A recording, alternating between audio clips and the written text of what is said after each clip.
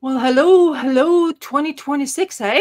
I had to put this banner comic therapy 20 just to see kind of for my own record that this is the beginning of 2026. So I just put this kind of weird numbers 48 and 2026. It's just like, just to keep a So it's track the of. 48th comic therapy on your channel for 2020. That's crazy. Yeah. 48 of them. Yeah, exactly. That's the when you don't put the numbers into it, you don't realize how often or the numbers, how many times we actually been doing this. So, Hmm. but I'm enjoying And it. were you You know. calling it that right from the beginning when we would come onto your channel? No, Okay. we were putting all sorts of names, and I got Yep. this one. I was like, let's just stick to this one. It makes more sense to me. This is how I treat my comic books in any way possible. But like, Yep. this is that's what comic books are for me, really. Is a like just escape from all the crap, and it's actually really helps your brain to just settle. Of course, the reading has to be really good, Mm. but that's another story in itself. But yeah, I'm enjoying putting that name onto. Yeah. So, how is 2026 treating you so far? I mean, same as well. We'll see. Let's. I'm gonna give it a little bit of time first because 2025 was a fucking ass kicking year. It was Mm, very challenging. It was a very challenging year. So I'm mm, hoping that 2026 is much more much nicer to me. So we'll mm. see. So far, so good though. Yeah, What it's day is it has today? 4. Yeah, 4 days into it. No yeah. problem.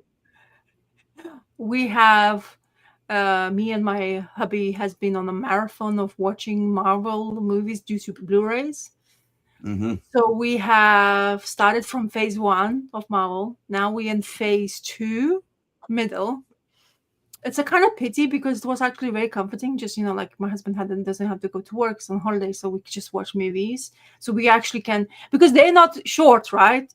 And but it's like two movies, so you can stretch because our son is not really interested. Like Rokas Yeah. is there and there. He kind of looks at it when a scary bit comes up, and or he doesn't really care. He can actually kind of complain most of the time when we were doing. He's like, it's mommy's and daddy's time, and he's like, I want to do my own thing, because we share, like lounge and stuff like Hmm. that, or living room, as you say it in this part of the world. Um, but yeah, I'm surprised how much it's been entertaining for Yeah. us. I mean, I'm enjoying it. I think that's kind of like my reading is very digital. Like there's no comic books I can show to you because I haven't received anything yet from my comic book eye this year, Hmm. as I call it, because all my pullers has been kind of shoved to wayside because of the holiday postages, and I don't want it to be get stuck somewhere or get lost. So I have not received any paper kind of things, a part of the presents I have, but I have not touched manga. I just because we were watching so much Marvel, I guess I got like a bit of a inkling of exploring Marvel comic books. I'll show you what I was inklinging upon. Hmm. Not many. I'm so confused anyway after reading it because like you haven't read it for a while, and you Yeah. suddenly just jump on a thing and you're like, what the hell did you just read? Like, so it's kind of very confusing. Uh-huh. it's it's funny. So, but DC's is a bit better knowledge wise because I've been reading it in trades, whereas Marvel I have not even touched trade wise Right. because I don't know where to touch the Marvel stuff. It's so confusing. It's so convoluted. We can say a lot of things about it. You probably gonna you probably aware of those blind bags which Hmm. we have spoken last time on your channel. So it's the Hmm. same everywhere in social media, which is actually quite annoys the heck out of me, but it's just me. So anyway, so did you watch and of course you had time now to watch something, I presume. Did you guys catch up on something? We watched a little bit, but I mean, I don't watch too much to begin with. But just to talk Mm-hmm. about your Marvel movie watching, I think like Mm-hmm. that era, those early Marvel movies, That's the fantastic, superhero movies, right? I think it's a different kind of thing, right? Like I think that Mm-hmm. even if I was to rewatch them, that excitement would still be there because those were just a lot of fun to go and see. Like, so that's pretty cool watching through the whole. And I guess, are you going in like chronological order of when they came out kind of thing, or are you just kind of jumping around? No. We try to, as because what we are trying to do is to be chronological to what we have.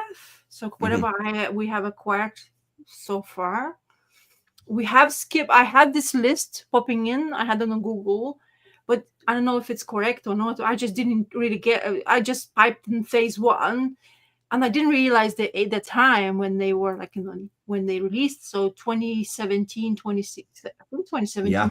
the start of it, but not the first ones, right? So I don't talk. I think 2016, maybe 2015, Iron Man came out. We don't have that, so we couldn't watch it. We don't I have see. any of those beginning ones, like no Captain. Um, I don't know which Captain America first movie came out, but well, it's definitely don't have Iron Man's for sure. We don't have any of that. We don't Yeah. have any of Thor beginnings. Um, and then I don't know what else. Like Doctor Strange was the only one which we have. Then that's Yep. fantastic. And we skipped on that because I convoluted the list. I was like, oh crap! So it's because we were going by the list really really well, Yep. and I was like, kind of like I started because I got excited to watch Spider-Man movie for some reason. Yeah. Yeah. It is on the things, but there's the only one movie probably I have not been fully like watching it properly because I didn't like Tom Holland is great as a Spider-Man, but I always felt like other previous Spider-Mans were great. Mhm. But honestly, rewatching that was like really made me excited about stuff like that. So as I say, we were going really well. I watched the Black Panther, so in line of the movies. So what Cool. happened basically? Captain America Winter Soldier was rocking like proper things. When you rewatch the movies, you realize the extra details you have missed completely, like Yeah. like a Brubaker's appearance in there. He was in that thing where the Winter Soldier was being, his brain beaming crisped once again. So Brubaker was Okay. part of like a group of assistants. So, and I was pointing those details to my husband, and it was like kind of interesting that I recall that stuff like that. I Yeah. was like, oh, look, Brubaker. And my husband's like, the That's rightful amazing. Winter Soldier. Yeah. Yeah. Yeah. So I had those fact moments, which was fantastic, to be honest.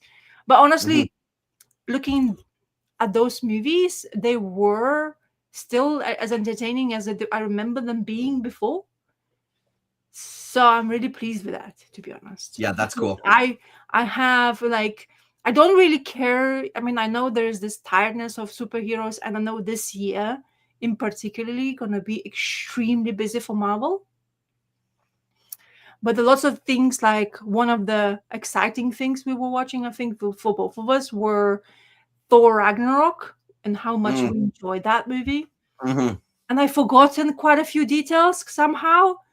Like the Loki's appearance and why he was dead before, and then he's already demised because that in the end of Thor Ragnarok, they escape. What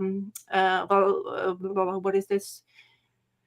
Asgard with the ship, and they all Mhm. like, oh, you're sitting there. Thor is right on his chair, and then suddenly this huge ship appears, which is Thanos, right? Okay. Yeah. Right. Right. And then the second death of Loki is going to appear, right? So it's Yeah. like it's kind of interesting. So those kind of things, small details you forgot. I forgot about uh, Bruce Banner and Hulk disappearing, and then Planet Hulk storyline was kind of placed Yeah. That's right. inside Was that put Thor into there. Yeah. Ragnarok. Yeah. Yeah. And then Hulk, and they were banned. That's beautiful, the banter, and how he was like, when he was like, "Who is my friend?" in that hole, and he's not recognizing, and he's like, "Huh? You're attacking me? Wait, Yeah. I'm Yeah. your friend," kind of thing. So it was really much fun. It's funny you start to grasp a little bit more idea how Taika Waititi is doing his directing and how he's portraying a lot of details. There's lots of kind of humor, but it's actually fun watching humor because, like, recalling DC's um, cinematography movies, they are really dark and dark, and almost too dark because there's no break of darkness. And Yeah. Marvel maybe is a little bit too humorous in a ways, It but it can be all sometimes for sure. Yeah. yeah, but also it's just I don't know, it's extremely entertaining. We were having blast. Mhm. Honestly, it's the first time we were spending a Christmas period watching stuff like that. But my husband said like, "Wow, I want to continue," but like tomorrow is a school day for my son. My husband's back to work. Everything is just go back to normality, right? So I'm not sure how far we're gonna get to that phases. Yeah. Like to finish it off and how far we actually have it. I'm not really looking forward to Avengers Endgame, for example, because there's lots of. I remember when I was watching, there was lots of exciting parts, but there was lots of like question marks in the storyline and stuff like that. So yeah, so that's why my viewing was since Christmas. I mean, that sounds pretty fun. That's good that they still stand up to that. You know, you still enjoy them even after all these years, right? So yeah.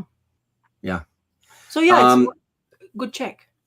Yeah, we watched 2 documentaries. I had to pull one up on the phone because I forgot what it was called. It's called there was one we watched called Cover Up.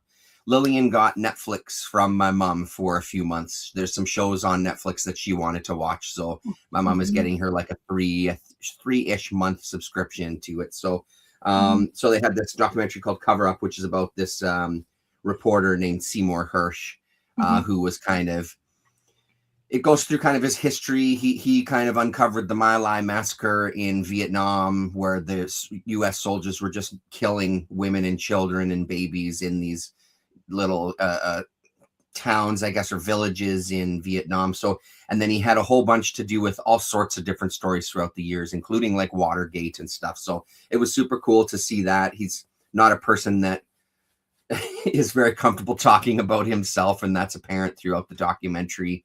He sort of walks away from it at one moment and it's like, yeah, no, I didn't sign up for this. I know you've been bugging me to do this for 20 years. And I've said no. And now I know why. No, this is over. I don't want to do this. You know what I mean? So he's a little resistant to some of it, right? Because I think a lot of it for him, it comes to like, people always want to know about sources and things.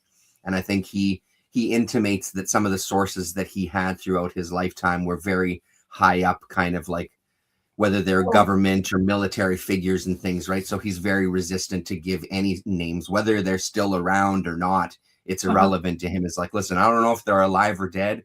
I ain't saying shit. I ain't betraying those sources, you know? So that was super interesting. And then we watched this documentary that kind of blew me away.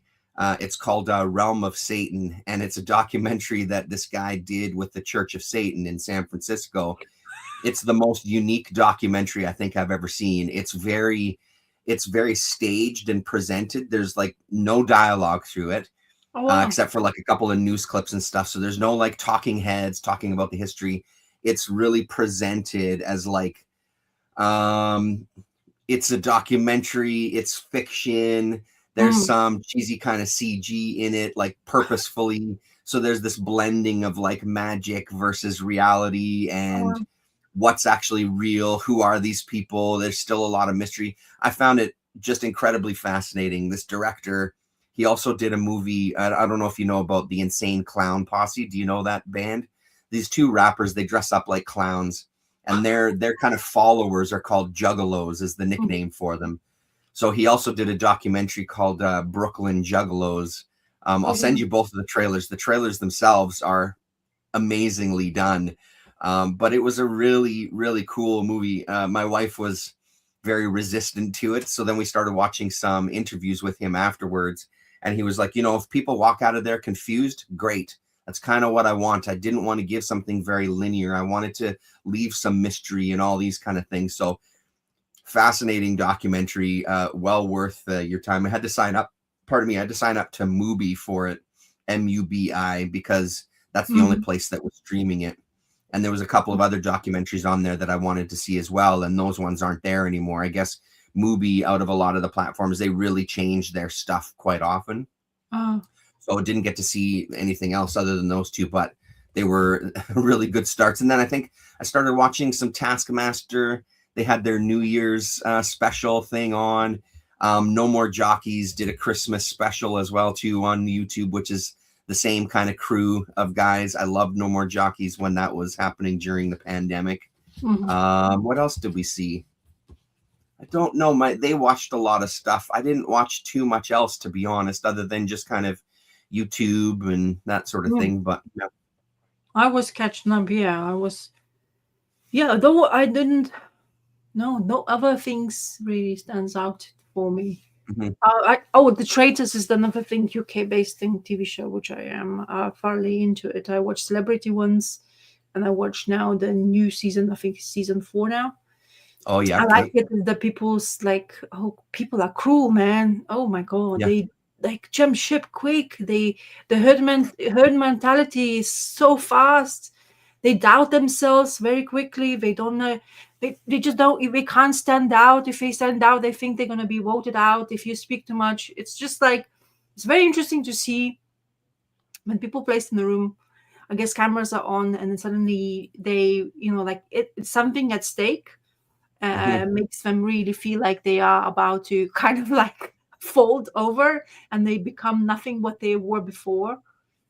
They Mhm. also change a little bit of the rules, so it's made a bit of a more difficult job for actual traitors to do the job they usually have had before, which is very good, I think, because it felt like when I was watching Celebrity Traitors, the traitors were way too good, and they were Mhm. like the people couldn't just get them, like they're supposed to find them out, and they couldn't, like they it just was such a breeze walk. And I think the program, the designers or creators, whatever they could call them, I think they wanted to make sure that the traitors don't have as much of a easy way path towards the end, because it's just that's how it felt like it. It's like impossible to find who's the bad guy. Everybody trusts each other, like especially for the celebrity ones. But when the average Joes come meets together, and then Mhm. like, you find out they have like this copper, like she was in charge of something of this unit. Now she's maybe retired, but she has the skills to find out how the person's change the what they say, how the body language works, and it's like wait until she's gonna screw up because that's what the only thing you think about. Yeah. Because like they become like overly confident about that. They're like, Yeah, oh, I have totally. Yeah, yeah, yeah. skills. I'm being like in real life police person. I've been dealing with gangs and understand what the bad guy feels like and blah blah blah. But I don't Yeah. think you understand how it is when your camera's straight at your face. I think that's what the difference makes. Well, I mean, there's also a big school of thought with like these body language that it's all horseshit. That there isn't Mm, actually very many ways to, like poker players talk about all these tells and things as well, right? well, Like when you're a cop, you're dealing with so many different things, though, when yeah, you're dealing with like criminals and things, because you have now a case built up and you yeah, have evidence. And so I think that you yeah, lean on that. And then I think maybe they possibly think that they see tells. But I mean, how many people have been wrongly imprisoned throughout our lifetimes? You know what I mean? So what exactly. were their tells? If you're so good, if cops in general are so good at these tells, how the fuck did you arrest the wrong people? You know what I mean? So What is interesting is also in this show is just the way how people communicate and how bad or how easy you can shove somebody under the rug, like right straight, like the minute it's just, and the profuse sweating, like they uh, are under the pump, right, and you can yeah. just clearly see it, and there's just like, oh, it go purple, or it's like you can see perspiration in the camera, and you're like, damn that so you don't want that kind of thing, right, especially Mhm. because then it's or like the fight, like example, the person hasn't said anything, and then everybody just like goes at that person because you can't you don't, you haven't said your opinion, and you just Mhm. like, so I can't speak loud, but I cannot be quiet. I cannot over opinionate myself because I'm gonna stand out, but then I have Uh-huh. to be able to be social. So that's kind of things you have to juggle, and you're like, what the hell is going on with people? So it's Yeah, kind of yeah. very interesting. So I like that. My husband hates that kind of stuff. I'm the person who likes seeing people under pressure. I guess that's Right. entertaining for me because I kind of enjoy, but it's also kind of like a revealing book how humans are really bad at a lot of things, right? Especially when it comes to communication Yeah, and trust absolutely. and like an ability to just be truthful to yourself, and suddenly you just swap just because it's conveniently suitable at that moment. So it's Mhm. very interesting. And there's people who adheres to their own standards, like in their 60s. It's really different, a person in the 60s to a person in his 20s, because you see that inexperience for life, and then you have full experience on life, and then kind of think you've seen a lot of things, but you haven't been in this position, so that's the only thing that becomes common for them. So it's very interesting. I mean, at least I mean, I find that in my job and in the stuff that I'm doing now, like I can honestly say, like 9 times out of 10, communication is the core of issues when I've come across them. It's communication, and it's communication in people not communicating clearly, for sure. That's a part of it. But honestly, the more that I see, the more it's motherfuckers don't listen. And I think that that's a part of communication that people forget about. It's always kind of put on the person saying the words or making the argument or stating the whatever. Honestly, so more often than that, it's people's preconceived ideas, what they're choosing to hear and what they're not hearing, what biases they're putting in, whether it's against that individual themselves. Like, out of those 9 out of 10 times, I would say 8 out of 10 of those are coming down to the person's not listening, and the words aren't being understood in the way that they're intended. So it's huge, man. Communication is freaking huge. And then, like you said, putting pressure on it makes it even more dramatic and apparent, right? That, oh my God, like you said, sweating and turning different colors and like, oh, I'm trying to stumble over words and, It's like putting a sentence together. It seems to be quite a difficult task for some as well. Or if you put the words not in the right context, people will not understand. And there's lots of, for me, as English as a second language, I always find it very difficult to combine a sentence together, because there's some of it, when you combine some specific words, you can be very much misunderstood. And it happens to me quite often, even with my husband. It happens a lot. I was like, okay, I'm not trying, because I'm kind of like, I hope I am like that, but I am usually most a straight shooter. I speak my mind. And for a lot of people that doesn't adhere really well. I cannot have that English way of saying, like, whatever I want to mean, it doesn't mean that, because I just don't want to hurt your feelings, let's say this way. I'm more like, whatever is there, and you're gonna have to accept. And I find it like sometimes like people maybe don't understand me clearly, but that's part of my personality, which I have to maybe fix in some ways if I do care. Do you know what I mean? Yeah.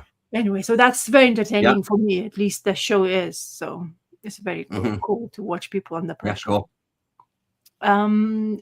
You read a lot, I presume, more than I read a fair bit, honestly. I kind of had a day yesterday where I had a bunch of comics and I just kind of kept reading, and I picked up a couple of back issues, and so that's kind of opened up some reading for me as well too. Like, filling some gaps is always a joy, to fill some gaps in the collection so you can actually read some of those books that have been sitting in the shelf for so long, right? So do you want to kickstart? Sure. I mean, you mentioned him, so it's a great place to start. This was my first read of 2026. Oh, really? And honestly, it was such a great way to open up the reading. So it was 2 criminal books. Yeah. So The Knives, and then more recently, this came out, this giant size criminal one-shot. Yeah. Holy shit, were these so fucking entertaining. I think one of the things that stops me sometimes from, I think one of the things that happened this time specifically is the stuff that happened with the Reckless stuff. And I'm still kind of feeling the residuals of that, because I found myself looking at this book a number of times and going, I just don't want to read it. I think I had a little bit of reservations, honestly, about is his writing still going to be good? The Reckless I didn't really enjoy. He's been working in Hollywood on this TV show and stuff. Like, is that taking him away? Honestly, it hasn't whatsoever. This was a fucking fantastic book. Like, I read it in one sitting and kind of powered through it, not because that was how I was reading it. It read so smoothly, and it was so engaging page after page that I just couldn't put it down. It was really, really great. So I won't say too much about it, other than it's just kind of revisiting a bunch of the characters from the criminal universe, and it's sort of following them through different phases of their lives. There's some characters in here from the past. They hint at some other characters. And then the bonus with it was that one was it was fairly serious and fairly heavy of a story. Mhm. And I read in the back of it, they talk about we're working on a Ricky Lawless story right now, and look for that Oh. one. And that's what this is. So this is focused on Ricky Lawless, Oh, and wow. it is fucking hysterical. It's Oh. like there's a bar in the Knives where all of the people hang out. I can't remember the name of it right now, but it's a bar that's appeared throughout the criminal universe before. And it's where kind of the criminals hang out, the criminal underworld hang out. It's called the Undertow. And this feels like you're sitting in the Undertow, and one of the criminals is telling you a funny story of something that happened to them once. Outstanding goddamn issue. The basic premise is that Ricky Lawless owes a whole bunch of money in gambling debts. So he's set up for, you're going to go and rob this poker player. He's set to win this poker tournament. You're going to hide out in his room and you're gonna rob him. They give him this bullet of cocaine, which turns out to be heroin, I think. So he ends up getting really fucked up, and the story just kind of goes on from there. I won't spoil it much more than that, but amazing one shot, and the ending was so fucking funny. I literally laughed out loud for a couple of minutes, and it was such a good follow-up to Knives. They work so well back to back because of how serious the Knives was. It was nice to get kind of a little more lighthearted story. And in both of them, he also does a really good job, especially in the single issue, of kind of reintroducing you to the criminal world, because he talks about the show coming, right? So he's like, whether you're new here or whether you're a longtime fan, he sort of does a recap of who the characters are, and he kind of hints at like this character is going to play a bigger part in the TV series than they did in the criminal comics. And so it's really kind of building up to what the eventual release of this show, right? So, which I can't wait for. So in Knives, he talks a little. One of the characters goes to Hollywood. He's a cartoonist, and they use his character, and something happens to him while he's in Hollywood.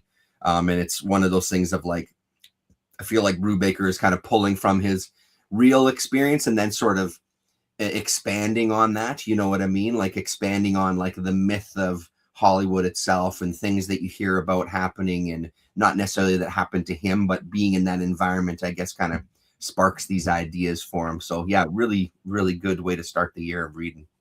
That's cool. I mean, I like yourself, I am a bit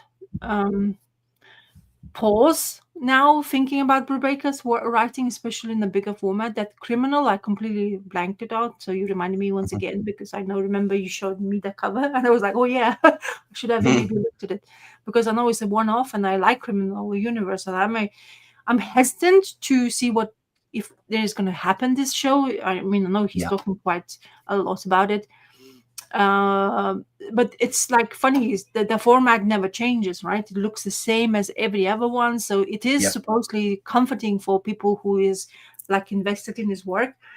But there's that book, The Unholy, I don't know, remember if I have the name, something like that. Yeah, that's one that I don't have. Yeah, so I heard not very good things about it, very forgetful. And The Houses of the Unholy, it's called. I can hear. I don't know if you can hear, but my son is screaming his head off. But probably I thought I heard someone calling for you there for a second. No, that was called Dad. So that might be screaming. Dad. My son has this thing now where he doesn't like to be sleeping. He's afraid of the dark, and he's not really comfortable with this. And I think my husband went to get something, because before he falls asleep, you can't really leave his side. I usually don't. I usually am next to him when he goes to sleep, so it's much easier at night for us. So otherwise it just becomes like 2:00 in the morning, he wakes you up. I'm done sleeping, I'm gonna wake up, and now he's panicking and I can hear him screaming instead of hopefully my husband is gonna he's proper going for it. Anyway, okay, let's see. I hope I don't have to leave it and see what the hell is going on. Anyway, okay, so as I say, I'm ashamed to say my whole reading things is all digital. It's not very great, in my opinion. I didn't plan to have this kind of start of the year, but it's like I kind of, because of the movies, they kind of influenced me for a lot. I also managed to get hold of this digital version of Star Wars Bounty Hunt, War of Bounty Hunters. I'm just going to show you now. Okay. So this is it. Oh yeah, So yeah, I it's a recognize that cover. chunker. I'm a huge fan of Boba Fett in the Star Wars universe. I find it's really like the Mandalorian lore is kind of fascinating for me. Boba Fett, that like his where he's come from, where actually the dad and the Clone Wars, how that's involved together, and it's like mishmash of history. And I honestly have really hard time understanding all the Marvel Universe, Star Wars, where they're going, and it's like almost following basically the movie, because you see this famous picture of Han Solo being in the what is it called? Not kryptonite. Carbonite or something. Carbonite. I wanted to say kryptonite, which is not carbonite. So and it just tells you what blah blah blah. It's how it starts. So he gets captured by Boba Fett, of course, because he's a bounty hunter and he has this prey. But what happens in the story, it gets stolen. The artwork is actually really good. It's actually really good. I was going to say that. I'm kind of surprised. Yeah, it is. That's the thing. I'm always hesitant with a movie star, like, because all the characters, how they look, all of the theme of a color schemes. So, but they really doing great. I heard this book is actually in paper format or omnibus format is very difficult to get hold of. I think because it's a really well told story. To be honest, it flows really well. There's several artists in here, but there's lots of great stuff. Like this guy, Boba Fett, is like something is going on with him. Like you can see what's happening to him. So he's actually suffering under that because the conditions wasn't done properly, or some damages happened to that seal. So he's about to be kind of dying in that thing, like almost dying live. Christ. Yeah. So Boba Fett goes to this guy and it's like, okay, can you sort this out? Because this is my basically bounty, and then I need to get him in the right, like in the right state. And then, of course, he has to do bargaining chips with him, and it's like, what do you owe me? And it seems to be Boba Fett in this part where he's like really poor. He doesn't have any money, no favor, like money, cash. It's really nothing is there. So he's basically trying to find this way how to deal with them. It's really good reading, honestly, for Star Wars. As I say, it's really beautifully done. The art is more stunning, the more I like this part. Like, this is so great. So Jango Fett is here as well. So it's just it's like background stories and all these creatures. And it's funny and entertaining. So I'm really not into it. Like, it's 848 pages, as you can clearly see. So it's lots of reading for me to do. I am about maybe 200 pages in only, but because this is my nighttime reading, so I'm doing Green Lantern or Star Wars like nighttime, and the other ones I was just reading because I wanted to kind of read more with you, and I got influenced by stuff like that. But yes, this honestly, I'm glad I started. I guess you have to start well with a great storytelling, and this one is definitely doesn't disappoint whatsoever. It goes really well with all the, because if you watch movies, you definitely know situations where they're at. There's a lot of bad guys, so there's lots of background story which the movie does not able to portray, right? Because you're gonna stay there forever. You're gonna be like in cinema for 7 hours, 8 hours, or even a day, if they're gonna get hold of all those backstories, what really happened. So it's really good to actually see that, because it opens up a little bit bigger layers to the characters and how they are, and who is in charge. Darth Vader here is kind of interesting because he's not being really like, he's not as not everybody's afraid of him as what you expect him to be like, right? And just thinking about this stuff, I kind of like, I want to watch Clone Wars again because I really do like that animated series because it's just really good. And also lots of people are talking about the movie. Why I'm blanking the name? So what that TV series we were watching? It took them a while. Andor. So lots of people raving about Andor, and because of that, like lots of things. Andor, like the comic. They're raving about the comic version. No, Andor the movie. Oh. Okay, yeah. I wish there would be, but I think they saying, like I was watching lots of YouTube videos, but the best of 2025, what people are experiencing and what they like watching, Mhm. what they like reading. So there's lots of that kind of stuff people talk about Star Wars, and or they talking about like comic books and stuff. So that's how Right, I right. found this to be my next I on the mean, Andor is one of the best things I've ever watched in the Star Wars universe. I oh actually, when I was at the flea market this afternoon, there was a sale at one of the booths, and he had a ton of Star Wars comics, and wow. he had 2 issues of a Rogue One comic, but it was issue number 3 and issue number 5. So I didn't grab them because if I'm going to read them, I don't want to now hunt for number 1. So I didn't know that was out there. So I may look to see if there's like a trade of it or something instead, because I'd be curious to read it. I didn't open it up or anything, but from the looks of it, I think it's just like a movie adaptation. So it might Yeah, not be that interesting, because yeah. I've seen the movie and I love the movie, and I don't know if I really want to see a comic book version of the movie, to be honest. But yeah. YouTube people who like really enjoys reading comics of Star Wars, saying that all the old releases from Dark Horse is really good. They are really kind of out of print. If you see those, you can actually maybe see if you can find old Dark Man, Horse. he had a ton of them for like $2 a piece. Tons of The, them. the Dark Horse versions, I don't know which specifically because I never was even considering collecting them, but I know like the earlier movie the versions of the Star Wars comic produced by Dark Horse is quite like out sought after as well, so Mhm. no, you can have a look, but if Yeah. you're not interested, that's the thing. If you're not interested even like reading, it's what's the hell point. Yeah, I mean, that was also the thing of like, yeah, I'm gonna get these, and then where am I gonna put them? And I filled in Yeah. some gaps in some other areas, but yeah, it was Okay. too much to kind of pick up. Okay. Yeah, but yeah, I One of would. the gaps I filled in, I'll show you while we're talking about this. Okay. One of the gaps I filled in is he had a bunch of heavy Cool. metal magazines, so I Very only cool. got 3 issues of them, Wow. but still some great issues. Like, what's this one? September 1983, October 1983, and December 1983. So I have like the first 4 years complete, but these 80s ones, I have some gaps in the early 80s. So Mhm. it's nice to kind of pick these ones up, and they're in beautiful shape. It's all the usual talent in there. There's a Jodorowsky story that I hadn't seen before. There was a Squayton piece in one of these issues too. I wonder if it was this one. I'll show you that one. Mhm. It's beautiful. No, it's not in that one. One of these ones. Give me 1 second.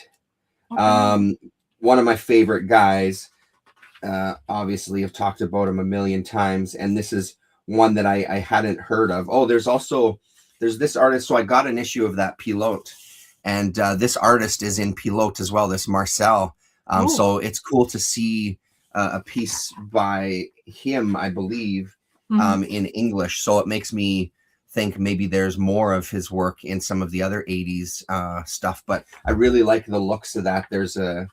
I don't know, there's a quality to it that is super cool looking, still fits in that European kind of mold, but something a little bit different. So maybe it was in this. Hello, Was there Jackie. boobs in that one that I didn't show? Nice joining you. Star Wars heavy metal. I showed up at the right time. Jackie, how's it going, man? It's been a while. Happy New Year. Hope you're well. Oh, Yeah, here we go. Here it is.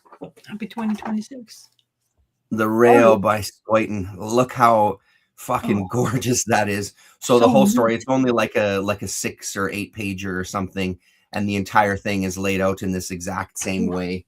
Mhm. So I'll just kind of quickly flip through it. Two Yeah. kind of stories going on, a little bit of an affair or tryst going on the train, and then the kind of Oh. landscape, and it's just the Sauciness. coolest, man. His style is so goddamn good. Oh yeah, Mhm. there you go. Just a 6 pager, but Just how long? beautifully drawn. That's how long the entertainment lasted. Just only 6 pages. Yes, yeah, 6 panels. It just lasts a very short time.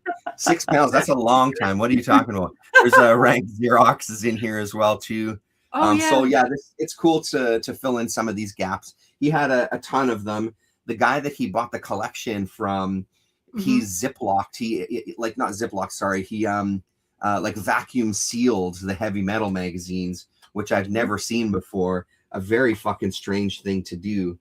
One of the other things I'll just show you quickly that I picked up to fill in some gaps. I'm kind of excited about these. These were cheap. I think they were $2 a piece. I got 4 issues of The Demon from the Alan Grant run. I only have issues 1 and 2, and then he had 7, 8, 9, and 10. So I'm kind of excited about these because it is a series I've always been kind of interested in with the kind of DC magical universe. These are kind of they're not in the best condition, even for $2. I'm kind of second guessing paying $2 each for these, but that's fine. It's okay. But yeah, so I'm looking forward to kind of digging into these ones here. So doesn't look like I have any of that, and I probably would be interested in them. Yeah, I'm super curious. Alan Grant, Val Zemeckis, Dennis Rodier. I think it's for all of the issues. Yep, it's all 4 of these issues. So I don't know if they did the entire run or how many issues this Demon run went. But yeah, I'm curious about it. Curious enough that I'd like to fill those early gaps and maybe read the first 10 issues just to see how it is. And then I'll just talk about one that I read. Go on. What are we going to here? Oh, yeah, I'll do this one. Another one about filling in gaps.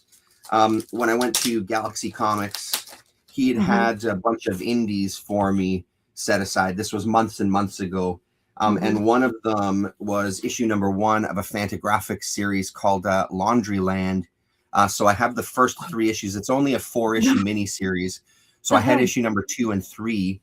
And man, oh man, this was super, super great. I'm actually a little disappointed that I read the first 3 because now I'm really going to have to hunt for issue number 4.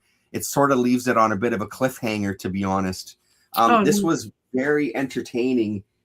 I was kind of surprised because the style at first didn't super appeal to me, but the more I got into it, the more I loved this style. It has kind of a looseness to it.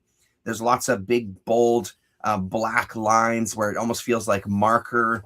There's some faces of especially women that have a very Brandon Graham kind of look to them, especially like the mouth, not necessarily in this first issue, but in some of the later ones.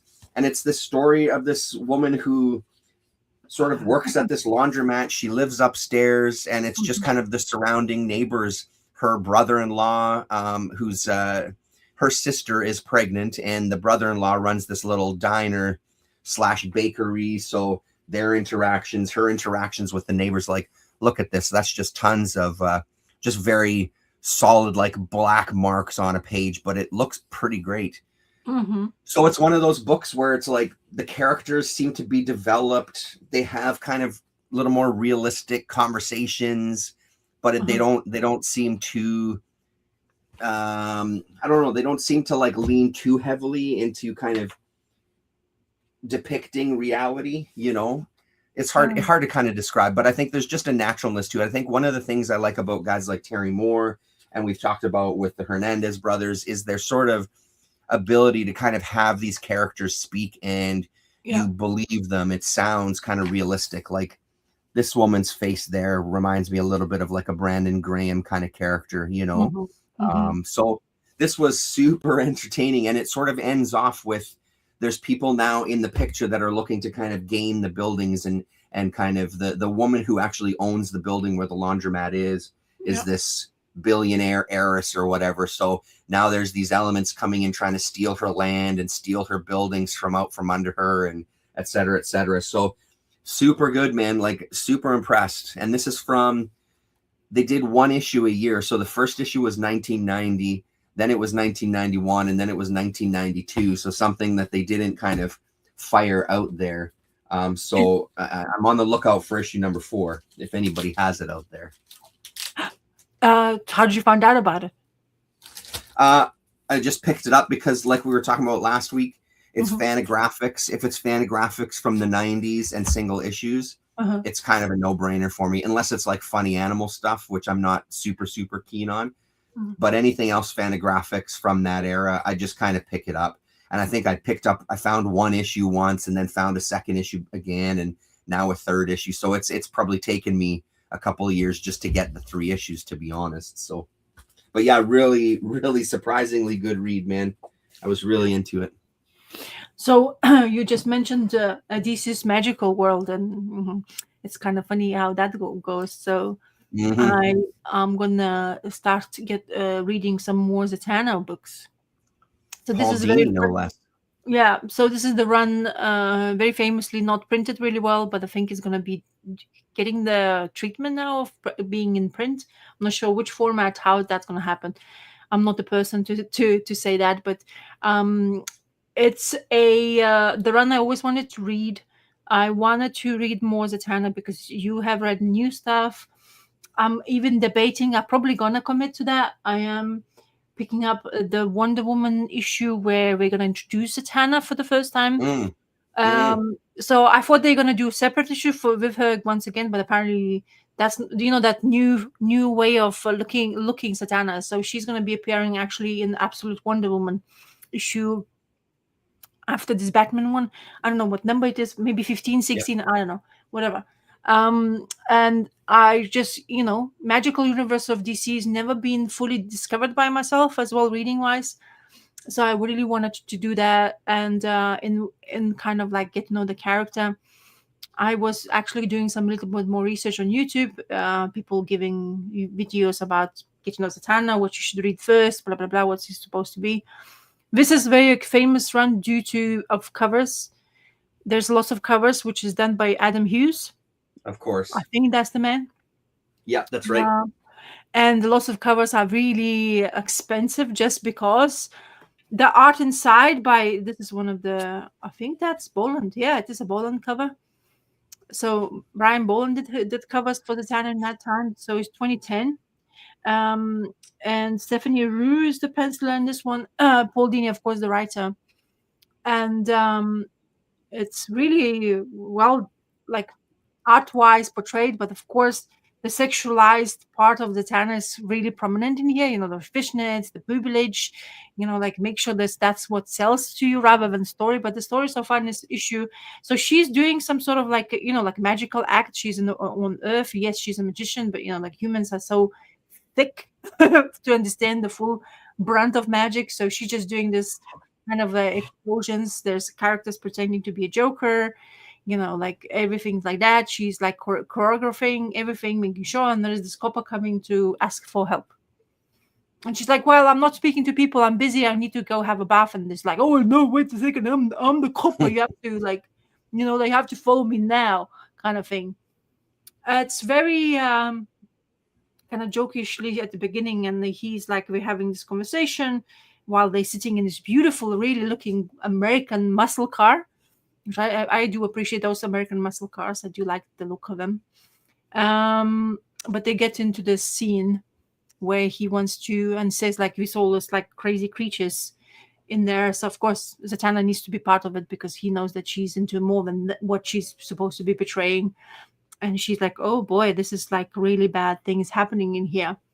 But also that it's a person who is well known to her as well. And he's well known by her father. Also, another thing. So, for the life of me, I never understood when she's doing magical things. Those words she's spitting out, and it's nothing really complicated whatsoever. Mhm, It's just words backwards. So I mhm. was like, like when you have this, and I was like, what the hell? I just couldn't. Why my head didn't know to even like click that. Like just look at those words. And this is the bad guy, Brava something. What's his name? Brava Knight. Okay. I've kind of known this character probably because of the Hellblazer, right? Because I think kind of visible the name at least for sure because they do share the same magical DC universe, and Mhm. she basically reads this guy's one survivor's head and this explanation how the murders happened, why we were doing it. So Brother Knight is discovering that he wants to take the human realm. So this is his first signature move. And this is what he wants to show his power and what he can do. And of course, Mm. Atana, like she finds out who it is. It tells you a little bit of story of how like her kind of why she is understands who he is because of her history, of her father's history as well, and she got introduced to it. So and then she jumps into that realm by just spewing a couple of words, and there she is in that realm of where she's not supposed to be part of. I enjoyed it. It's fairly like it's nothing overly complicated, right? I don't think you're gonna expect to have that, as long as the story will click together properly, right? Not just Mhm. and it's like this. I show you the scene, which you of course you can't live without. Sorry, I'm not specific. Yeah, this. I mean, come on. Hubba Come hubba. on. She's just doing magic That's trick, yeah? lucky. So Jesus. this is her doing. So this is what happens to Zatanna when she does the magic trick and everything explodes. She just feels so comfortable. Boop just comes out, and there you go. This is me. So anyway, Mhm. not judging, but it's just like a little. Yeah. And then of course, shower scene has to happen, and she's about to Yeah. get and everything flying in very tasteful manner. Though Yeah. I appreciate that part. So it's very entertaining for sure. I'm looking forward to read more. I think this is, as I say, is going to be reprinted really soon. You can't get hold. I tried many times in the comic book mart. Believe me, there was a time when I was going really hard on looking magical worlds of DC. Yeah. You get hold of those 2010s very famously. A lot of It's not runs easy to are find. available. And of course, because of those covers, the Adam Hughes covers, there's this one. Mhm. She's in the background is white and she's all dressed up, and that one is like skyrocketing out of I don't know what. Maybe because Yeah. I guess Zatanna is not the character they always would be telling that like super popular when it comes to comic books, right? She's not like well-known Wonder Woman's kind of level, right? Magical realm has not been, even though as popular and niche it is. But I But mean, she's very, like you're showing those panels. She's very Mhm. pin-up. She's very, Yeah. what's her name? Well, Betty Page-ish. You know yeah. what I mean? So she's Yeah. very pin-up looking, right? So I think Yeah. that's a big thing. But you're right, though. Even about a lot of the magic stuff, like again, like it's not like I see this book all over the place. You know what I mean? Like there's some Exactly. DC titles that they're not there because they're not Batman or Superman or Wonder Woman, right? So Uh-huh. Yeah. So yeah, it's as I say, it'll be nice to see. I don't know if they're gonna do omnibus. Though this is not probably I'm not gonna go for it because I know it's gonna be sold out like in an instant. And if I don't have cash up front, that's gonna be just impossible to get hold of it. It would be nice if it would do like an epic edition of that book, because then it's easier to get hold of, right? It's not as expensive. But we'll see. But Zatanna has always been like, I know of it, I enjoyed of it. I think I know more of it because I watched so much more animated versions of her. yeah. Especially all that specials with Zatanna has always been my go-to. Even to this day, I'm ashamed to admit my Justice League Dark run, which she was there quite a lot of it, and there's quite a lot of issues of it, which I've not yet finished reading it. So maybe I should do the justice, and I will delve into 2026 with a magical world of DC universe. Maybe. Yeah, man, that would be cool. It would be a really good selling point if that Absolute Wonder Woman Zatanna will kind of click with me also. So then I would want to commit to that. I'm not really keen on the price tag on Absolutes because they are £5 a pop or $5 a pop, whatever, or even more. So it's kind of like a little bit too much. My pull list is really bare anyway lately, but apparently there's lots of like March releases everybody's getting excited about, because that's what usually comic book stores or comic book release companies doing. Like they come out with lots of new titles. There's lots of things going to happen in March. So right. you have to also be careful on that kind of pull list stuff. So but anyway, I'm excited about that. It's just the way representing females is always bothers me, like with all that, like you say, Betty Page stuff. Not every single girl can be a Betty Page, right? 100%, yeah. And I mean, but that's exactly right. And that's kind of what sells even now, right? Like with the variant covers and Hughes is a pretty goddamn good artist, that's for sure. But yeah, his stuff is really sought after. It's crazy, man. Well, exactly. Yeah. Okay, your turn. So something that I got that I haven't looked through yet that I thought we'd maybe have a quick peek through, something I've never seen before. Japanimation issue number 2. The Japanese manga invasion comic, and this is from, doesn't say a year. I'm assuming the 80s though, but it doesn't say a publishing year in this one. And it's just write-ups on stuff that's coming out Oh. manga and anime, I think. So it's super interesting. I think it's going to be very interesting on a very, very quick. So, they talk a little bit about Frank Miller and stuff, Oh, right? Which, of wow. course, is going to lead into, Mm-hmm. it's going to lead into, where the heck is it?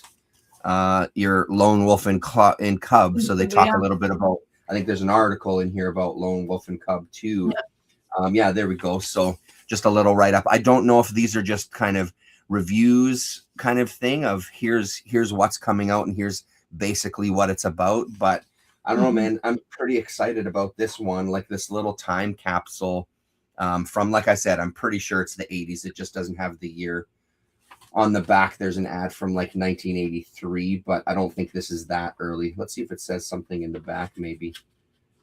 Super cool though. I got to do some more research on it and see how long this lasted. He also had a couple of issues of something called the Mangazine, which is Uh-huh. something that the kayfabe guys had talked about. I didn't pick those ones up. They weren't priced. When stuff isn't priced, it kind of turns me off of. Oh, yes. It kind of I turns me agree. off of like, well, what are you going to put on it? Is it going to be something like Yeah. crazy, or are these going to be like 50 cents? And it's like, Yeah. I don't know, man. It's just such a pet peeve for me. Like, just price your shit. If you have it for sale, just price it. Because Yeah. then you sort of feel obligated. Once you ask for a price, it's like that next step of, well, now I should probably buy it. Da da da da da. That's a me thing. But Oh, no, yeah. it's the So same. that looks pretty interesting, man. I don't know. I don't know where I'm ever going to find issues of that again. But that was a nice one to grab. Oh, you're gonna show And then something. one that I read that Uh-huh. you have talked about, and my Terry Moore Oh, knowledge is trigger very warning. minimal Trigger compared warning. to a vast majority of other people. But I did find he had a stack of these in. Actually, he had about 8 copies of this in, so that was Cool. really great. I was very excited to see this. Yeah. This was, even though I'm not as familiar with the characters, I loved this. This was such a great story, man. And again, There it's you the same go. thing. Like, I can absolutely see why people are fans of this guy. I mean, I'm becoming a pretty big fan of him myself. It's the storytelling is so great. I'm also a big fan of his lettering. His Yes. lettering really stood out to me in this issue, like it hasn't in the past. There's something, I Yeah. don't know, it's very, very readable, but it Mhm. has this really nice quality to it, even with like the sound effects and stuff. Yeah. This was a great story, and honestly, I'd love to see more Mm-hmm. stories set in the old west. I think it would be really great. I love that it's black and white. Just super interesting, and I love you get all the pinups at the back and things when he was first kind of thinking of the ideas and his little write-ups. And again, I think you mentioned it too, like the cover stock on this is Yeah. actually a cover stock. Like, this is heavy Right. duty. Yeah. So good, man. So good. Yeah, it does care about all the stuff like that. It cares for to represent himself. Well, he's representing himself, right? So it's Yeah. highly important for him to make sure that the product is up to par, right? Not the big corporation like whatever those big stew or big three we're talking about. Mhm. So yeah, I'm looking forward to see more. I know that Rachel. Oh, you should watch his YouTube to see that Rachel Rising Inspiration One Issue story is writing. Okay. The backdrop of that one is fantastic. He has this house. It's very much like San Francisco looking magical house, to be honest. Cool. It looks really good on a piece of paper, so I'm not sure how it's going. Like, it's probably going to stand out big time on a. I think it's one of the first pages. I think is of that story, so it looks fantastic.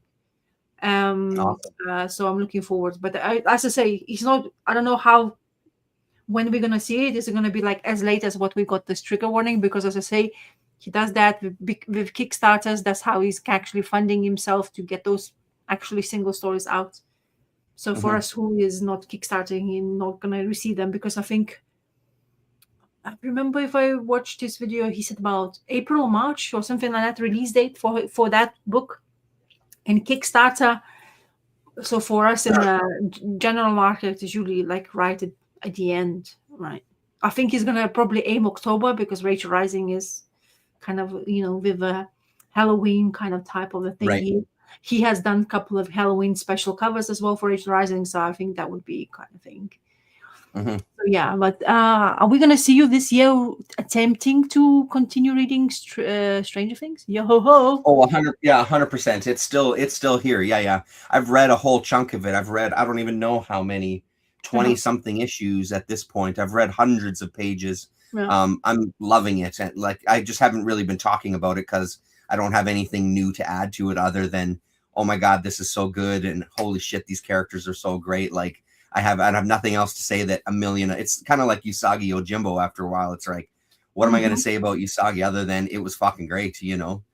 But yeah, no, I'm still digging into it. Hello, Sleepy Reader. Hello, happy 2017. I want to say, wow, wow, 2026. Happy No, we're not going. 1926. We're not going I back. was watching I was watching Donald Rex, and he said that mistakenly. He said at one point he said 1925, I think, instead of 2025. Mm. I also saw somebody on social media say, you know, that Metropolis movie? Is it movie? And they showing the scenes of it, and it says on 2026 where flying cars are going, big buildings. Hmm. I don't know. I think it's called Metropolis. This famous. It was the movie, old school, black and white, Oh, fantasy, isn't it sci-fi. isn't it just called Metropolis? Isn't that just what it's called? I'm pretty sure. Yeah, I think so. Yeah, You know me. I blab the facts, and I don't know yeah, for I'm pretty sure. sure you're right. I think you're right. Anyway, so it's kind of interesting to see that kind of thing, and we never got those flying cars, isn't it? Hmm. Um, Not yet. yeah, well, and we have all the stupid electric cars, you know, Yeah, yeah, yeah, yeah. which is flooded by Chinese. Right. Anyway, I'm not gonna go that route because it's gonna be like very disappointing. Right. Another magical realm, which is that's where I'm kind of like very. I was extremely hesitant. This is what I haven't probably read any whatsoever in 2025, but that's the Marvel for you, Sorcerer right? Supreme. So really confused. So according to this, as far as I went to understand, Doctor Doom was Sorcerer Supreme. He took over because apparently Doctor Strange has disappeared in Marvel Universe. You Yeah, read he more died than, there so for a you bit. know more than I do, right? Hmm. Doctor Strange disappears. Doctor Doom takes over. He messes the hell out of it. Apparently, he's been defending his niece, which I didn't. I wasn't aware she's in existence, and that's why he's lost the mantle of Sorcerer Supreme. Now, as you can clearly see, the guy in the picture, he came in to, it's like, okay, this is my playground now. But for his very big surprise, there is the Sorcerer Supreme. According to her, she's a Sorcerer Supreme, and Wanda is taking over. Now, why I picked this up, because we were watching Captain America movies, and of course, Wanda was introduced in Captain America Hmm. movies because of the twins, right? Quicksilver and herself. We were actually, while we were watching that movie, my husband, we watched the second one where Wanda is already a prominent character, right? Part of the Avengers. One of the, the Civil War happens, and she was in one team, and Iron Man's team was another team, blah blah blah. And then what we noticed is, which is funny enough, her accent Sokovian accent disappears. Oh The minute yeah. second movie comes in, the accent is gone, and my husband's like, Ah, interesting. Yeah. Wanda, where's your accent? Huh. So it's just a minuscule detail, but that's what happens. She's very much when Sokovian thinks the Ultron movie happens. That's the one I'm talking about. When the twins gets introduced, because Ultron is going to take them as their puppies, right? Because they twins who doesn't know Sokovia is in turmoil. Everybody hates superheroes. They hate superheroes. Uh, yeah, Yeah, Damon. interesting. Yeah, yeah. Uh, yeah. Marvel is absolutely shitting on 2025. Mhm. Anyway, so that's why this came in the picture. I was like, okay, let me attempt. Okay, let me attempt. Sorcerer Supreme is a bit more, like I kind of know it at least. I thought I did, but honestly, so in order for you to be called Sorcerer Supreme, there's this people who is in charge to tell you actually they choose you for reasons. How Wanda's becoming to be a source of supreme at the moment, at least in this first issue. The cloak of levitation and an eye of Agamotto screamed in her brain, saying, "Help, help, we need help." She took it as a saying, "I need to help them," because she's a magic, and that's why she became Source of Supreme. But without Vishanti's whatever extra beings' approval. Apparently, if your cloak of levitations and Eye of Agamotto ask for help, doesn't mean anything whatsoever. Mm. They are like a nuisance children, the way Steve Orlando is writing it, at least in here. We have all the characters. This chick who is part of the new universe of, like, she is, and that I hope this is the same person. The chick who is like a bookkeeping for Doctor Strange when it came out in some other series, and she's still here. I honestly don't know. As I say, I was as confused as anything else. Mm-hmm. We have him here as well. Wong is still here. He's part of Sanctimonium. He's very cross because Wanda is in the house where, why you choose this house for sure. There's plenty of them to choose in the world, like you clearly know if you have read at least a little bit of Doctor Strange. So he was really not approving. Of course, there's other new characters, which is like this Mr. Bad. What is he called? This ghost dog, The ghost dog, his name is what? I don't even know. I don't remember, but he appeared. Bats. He was in that series that I was reading as well, too. Yeah, so he's Bats. And then there's this talking snakes as well, which is a part of this world as well. So there's lots of things going on. So clearly years passing by and we are not catching up really quickly. But in the universe. Also, there's this window room where it's like they communicate with all the magical realm people. She has lots of like bad baggage. There's lots of like, those she has kids, right, Wanda, with Vision, and they are kind of like a big now in you. They all grown up, so they get to introduce you, kind of explains to you who they are. So this Speed, one of her sons, he's been apparently in foster care because Wanda was too busy doing something, apparently, according to her, and she's like didn't really treat her children accordingly. The other boy, Vikan, I don't know how you pronounce his name properly. He's also grew up okay, but he's also with magic, so all their family stuff is kind of gets involved in this one to introduce. And of course, Clea, the actual Sorcerer Supreme for a while in the Marvel comic books, I presume, because you were reading that, right? Yeah, I was. Yeah, so she was, but she went back because apparently her sister is in trouble. I didn't know Clea had a sister. Did you know Clea had a sister? I feel like maybe they might have talked about it in that one that I was reading, but honestly, like, yeah. Anyway. Yeah. Anyway, yeah, so, they may have said something. I just don't remember. And there is this guy, apparently. Oh, yeah, they did actually. They did, and then there was like, because then it's coming back to me. Then there was like her mother, and then father-in-law, and then there was all this. Yeah, that's right. There was a whole bunch of shit happening. So yes, they did talk about the sister as well. Okay, I need to ask you. Can you pronounce this Kithon? What's his name? Sounds good to me. Kithion. I think it's Kithon. Yeah, I mean, I think of like Thulu, like Cthulhu. So maybe it's Chthon. Yeah, maybe that's what it is. Yeah. Anyway, so Wanda is part of that kind of thing. So I just read this one. So so far is okay. It's very interesting for me about the cloak. So this is explanation of her telling the story how the cloak and Eye of Agamotto asked for help, and now she's basically what she did now. So because Wanda is not a good witch, right?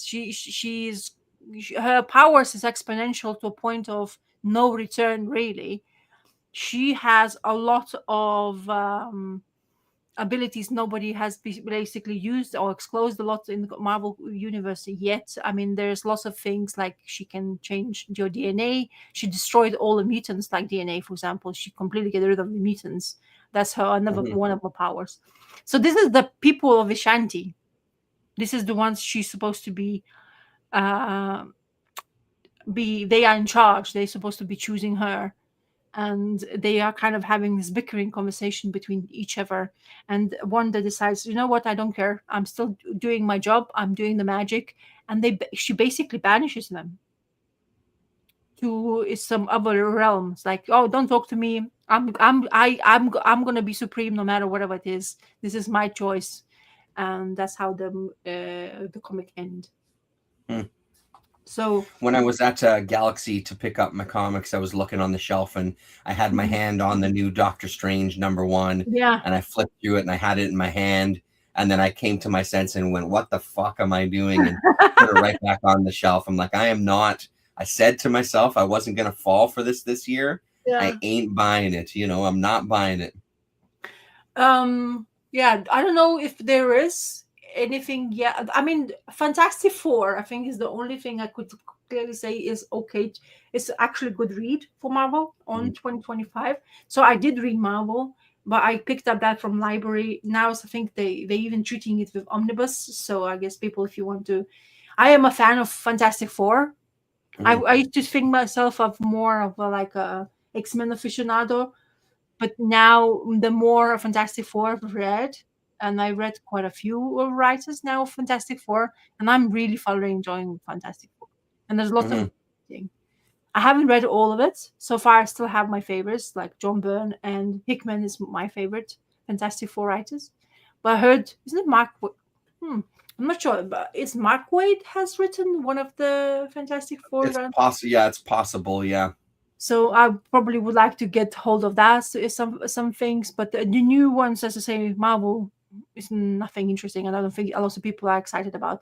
Those. Okay, now we can mention those blind bags. So basically, what those blind bags is like a Pokemon card, right? This is what they basically another alteration. So if you have a craze for Pokemon cards, which I think in America is quite a big thing now, Pokemon cards. Like there's lots Pokemon has been a big thing since it came out. Like I honestly don't think it's ever had a downturn. Like my son, when he was of a certain age, it was huge. My daughter experienced the exact same thing when she was of a certain age. We've got neighbors, kids who are a bit younger. They're going through it right now. You know what I mean? Like it's still a huge thing. Pokemon is, and that's the other thing at Galaxy. They've got a whole other side of the store that I've never really talked about. Where they just deal with trading cards like Magic and Pokemon and whatever else they deal with over there. It's always, always, always filled with people, always. And it's like the stock market or something. They're opening bags, they're trading stuff in, they're buying stuff, they're selling stuff. I've never really stepped foot over there. I don't really know too much about it, but that part of the store is always busy. The guys that are working there, there's probably, I don't know, 4 of them that work on that side of the store. They never have, it seems to me when I've come in, they never have a moment where there's not somebody there shucking and jiving and wheeling and dealing. And, like it's that whole world of trading cards is something that is a puzzle to me. That's for sure.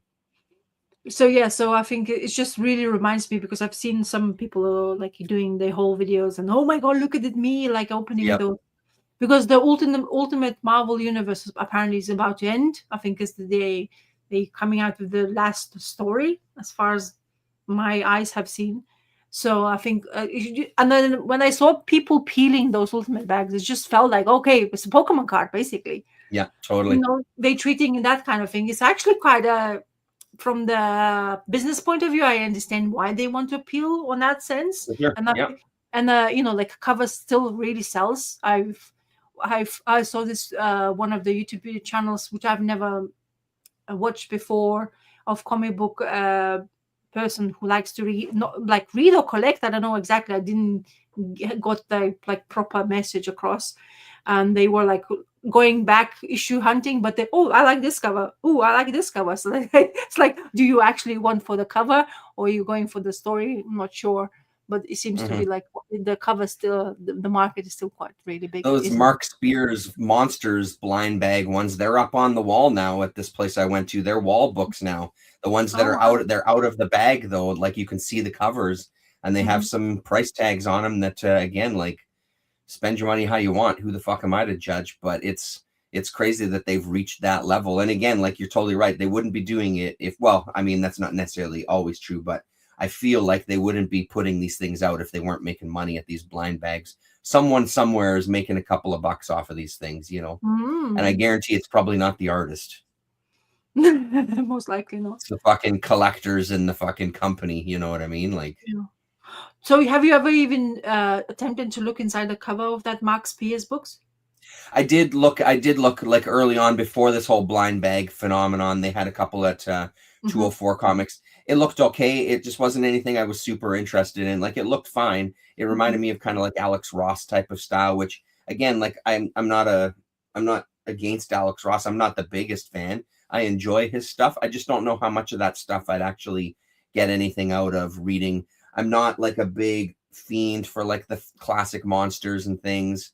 I like them, but it's not like Godzilla to me. You know what I mean? Like, Godzilla is the thing that I'm really into. Like, some people are into like the famous monsters of filmland kind of deal, right? So yeah. I think Damon. Yeah, but they looked pretty nice from what I saw. For sure, they did. I think Damon has read some of the Max Pierce because I can clearly remember him talking about it because I've seen the covers. I have seen the covers. You know why I know it, because it was on Free Comic Book Day. He done special, so I read it, one of it at least. Yeah, right. I didn't mind it at all, but I wasn't like it wasn't like, oh yeah, I need to go get hold of it now. Okay, do you have anything else to add? I have one more. Yeah, sure I do. I still have some stuff. So another one that I got today that I've never heard of that I can't wait to dig into. It's called Deepest Dimension. There was only 2 issues. Classic Twilight Zone and Star Trek author George Clayton Johnson presents Deepest Dimension. So it's at least one story written by him. The name that caught my attention on this one was Spain Rodriguez and Rick Geary do the art in these 2 stories. And it's from that revolutionary comic company where they did a lot of like the unofficial rock star kind of books and things. So this is from like 1993, but right out of the gate, it's Spain Rodriguez. So I'm super curious about. There was only 2 issues of this. I put it on my wish list on Lone Star issue number 2. They have a copy of both of them in stock, actually. So, yeah, I'm pretty excited about this. I love that cover. It really jumps out at you, obviously. But so that's him, and then here's the Rick Geary story there. Another kind of classic cartoonist that, you know, is all over a lot of independent anthologies of the 90s and stuff. So, yeah, that one's going to be kind of cool, I think. Yeah, so Deepest Dimension. And then as far as like what I read, let's talk about, let's not talk about that one because it didn't really do too much for me. We'll talk about it at the end. I got this. If I can get it out of the bag.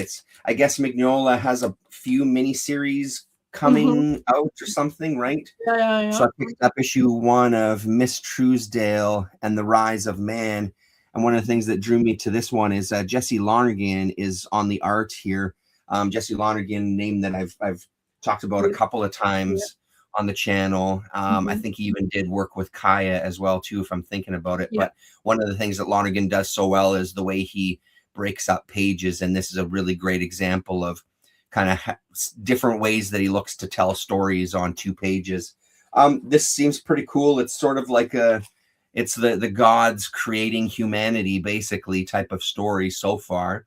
And we've got kind of like the snake in the garden that's warning this kind of forest creature that you should be the king and you should gain the power of this world. You need to kill that woman and stuff. So it looks pretty cool. There's an ad on the back for Graveyard of Time, which is another one. And then I think there was a third one too, possibly, because I saw another one that had some beautiful art. Let's see if it has an ad in the back here. Yeah, maybe it was this one. The Adventures of Lumen N. Phil Hester. Yeah, maybe this was the one in Bill Crabtree. This might have been the other one that I saw in the shop. Looked pretty good. So I don't know. This was entertaining. I mean, it's Mike Mignola, so it's right away. It's already worth a shot at the very least. And he, one of those guys who can kind of pick and choose his artists. So nice to see Jesse in there with them. So have you seen Jesse's Drome book? I've seen it, and it's on my wish list to pick up. I just haven't picked it up yet, though. I've looked at it. It's at the bookstore, one of the bookstores in town, and I've looked at it probably, I don't know, a half a dozen times every time I go in there. But when I go to that bookstore, there's always so many things to buy that something always has to make a cut because I can't buy everything. But yeah, it looks great. It's quite a beefy book, right? It's not the smallest one. Pretty beefy. Yeah. Oh, because I saw one of the YouTube videos and they were praising it, and I think it was like book of the year for that person. Because I really like design and how he's creating stories, how his paneling works, and he, like you say, he has that thing. I think if you're interested in Mike Mignola's those issues, I think he's doing another thing, like a short story with his son. Does he have a son? Oh, that's cool.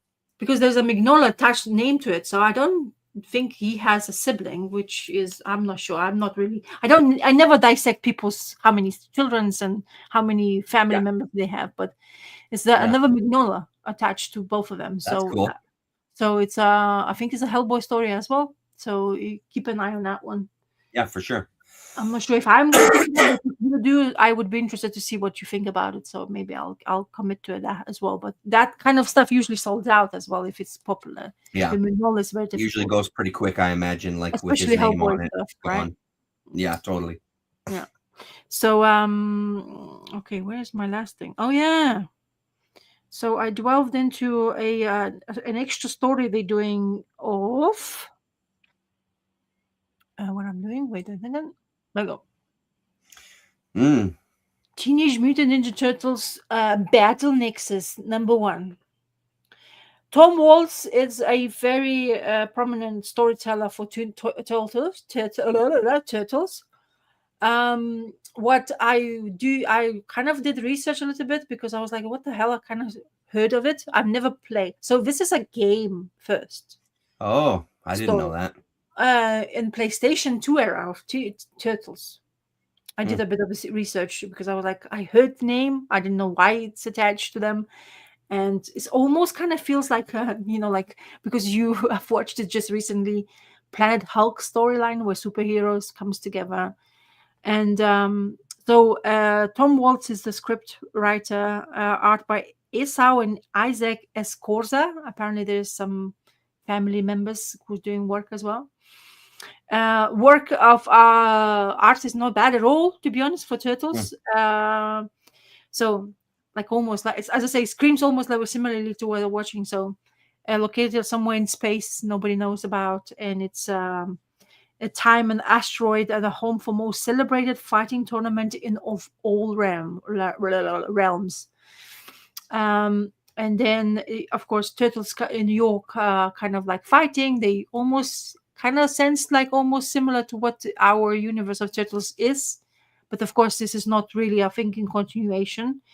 Bebop and Rocksteady is here to cause the havoc. They're coming in, they're racketeering, they're not allowed to. Karai is not allow you to go into a human shop and them to steal the money from the people for protection, like they do mafioso part of the stuff. And of course Turtles comes into a play. They get like to a fighting scene and they kind of asking each other like, why are you two dumbasses fighting us, like what you up to? So they tell that they're doing racketeering and stuff, and something happens where this blob comes into the air and they get sucked in, of course. Sucked into the universe, and they end up in this little playground for some people, and they start to explain to them. They meet this character. They don't really explain too much what's going on, of course, but this is the dude in charge. He's the one who took them in. Oh yeah, isn't he from the OG Turtles run too? This guy? Maybe, you never know. Yeah, honestly, I'm pretty sure he is. Definitely is. I just don't remember his name. Yeah, there's lots of references going on in here, so we're well aware what's this person kind of is. Oh yeah, his name is Savanti Romero. This guy. So that's the name of the person. Yeah, I'm sure he's from like the early run where they travel through time. Actually, he's part of that, like issue number 8 or 9 or something, like where the Cerebus story came in, right around that era. Yeah. So and then this character here. Yeah, and there she is. Yeah, so 100%. Yeah. because that's Renee. that woman.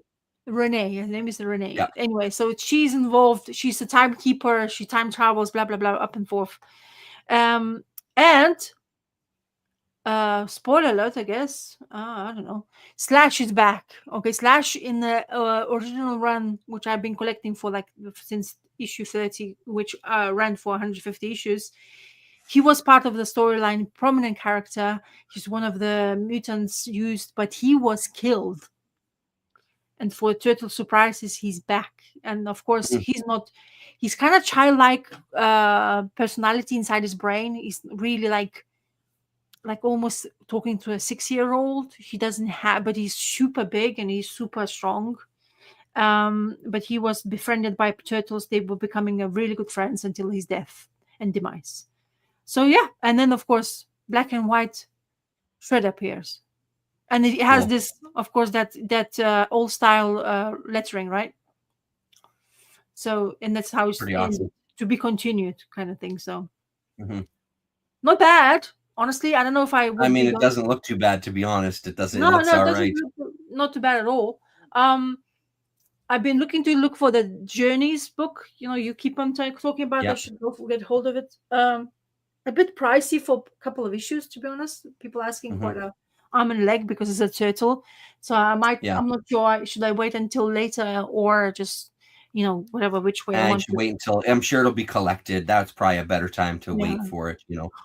Because it's what issue like 5 now is going to come out or something. Issue 4 just came out, so yeah, 5 is on the way.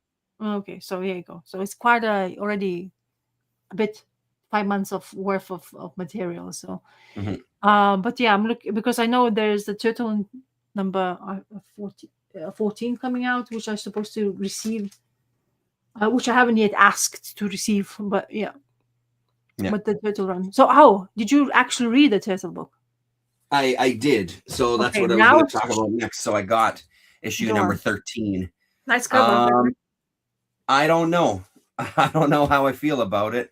Not liking it. The thing that disappoints me the most, I think, is the lazy storytelling as far as all of a sudden we've jumped a couple of months into the future. Like, I don't know, man. I feel like there's a missed opportunity with continuing Jason Aaron's. Like, I understand that they're different writers. I get all of that stuff. I get that, it's this just feels like you may as well have just put this at number 1, because there's not much. There is a continuation. Don't get me wrong. Of course there is. But I just find that part of the story really kind of bothered me early on when it was like just explaining where they are now. And it's like, well, now it's this amount of time. It's like, shit.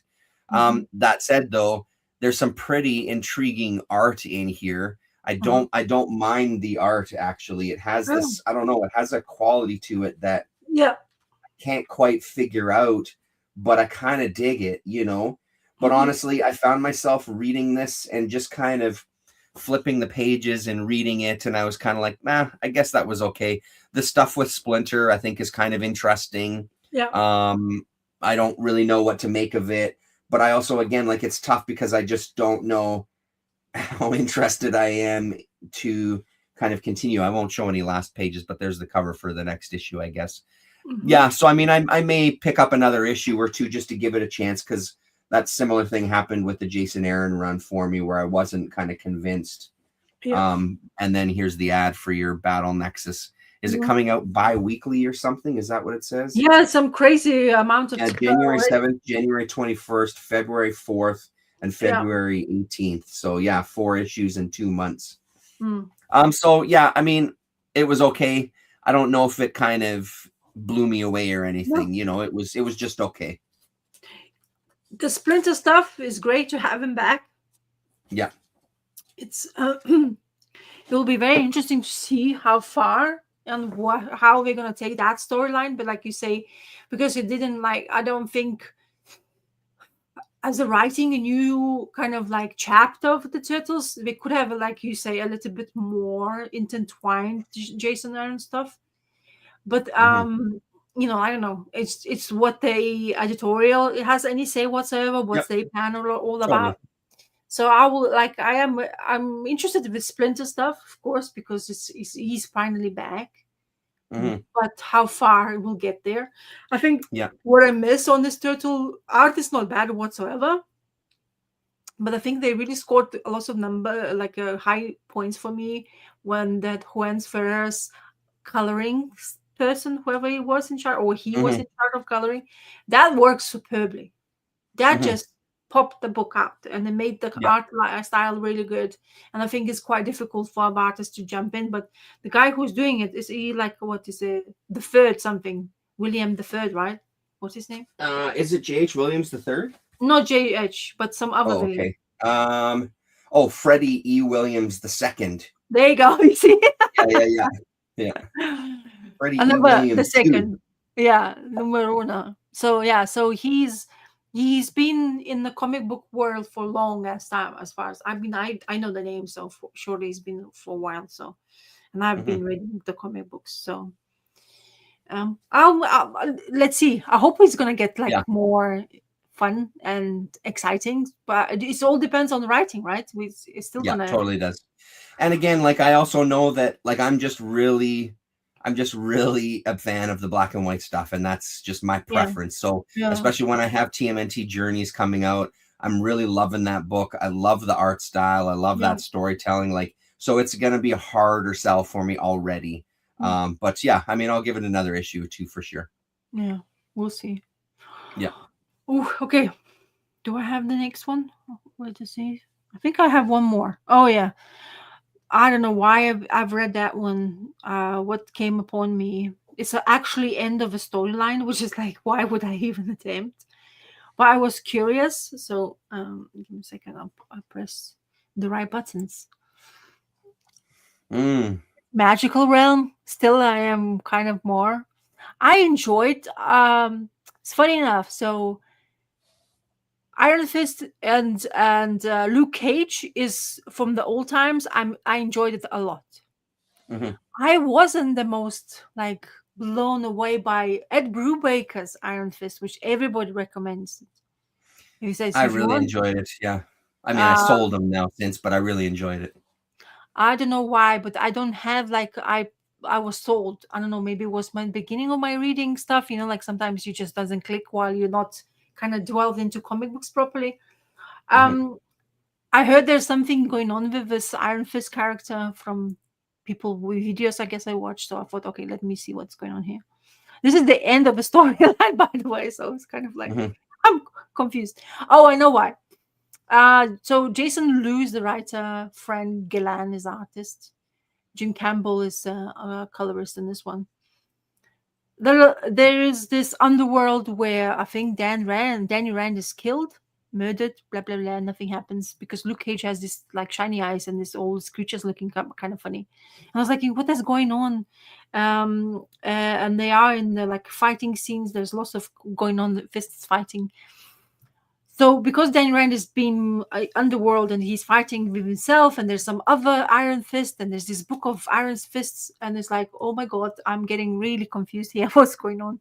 But one of the Egyptian gods, which Moon Knight's in the world, is part of Mm. the Iron Fist now. So he has he kind of like rescues one of the gods, and there's this bad guy, which I cannot tell you the name of. They are quite complicated names. I don't pronounce them really well. Well, let me see the name, and maybe you can help me with that. Whoosh, where they starts like where is it name? Oh, Shulao, Shu Lao, yeah, that Shulao. sounds good. Yeah, and then so Or Shou he's the Lao. yeah, he's the bad guy who's basically taken over. It explains that they humbling him to what it is. There's more Iron Fists in order for him to get into this kind of like power Kunlun, they Kunlun, you know, like the place where the magical realm of the Iron Fist Hmm. is.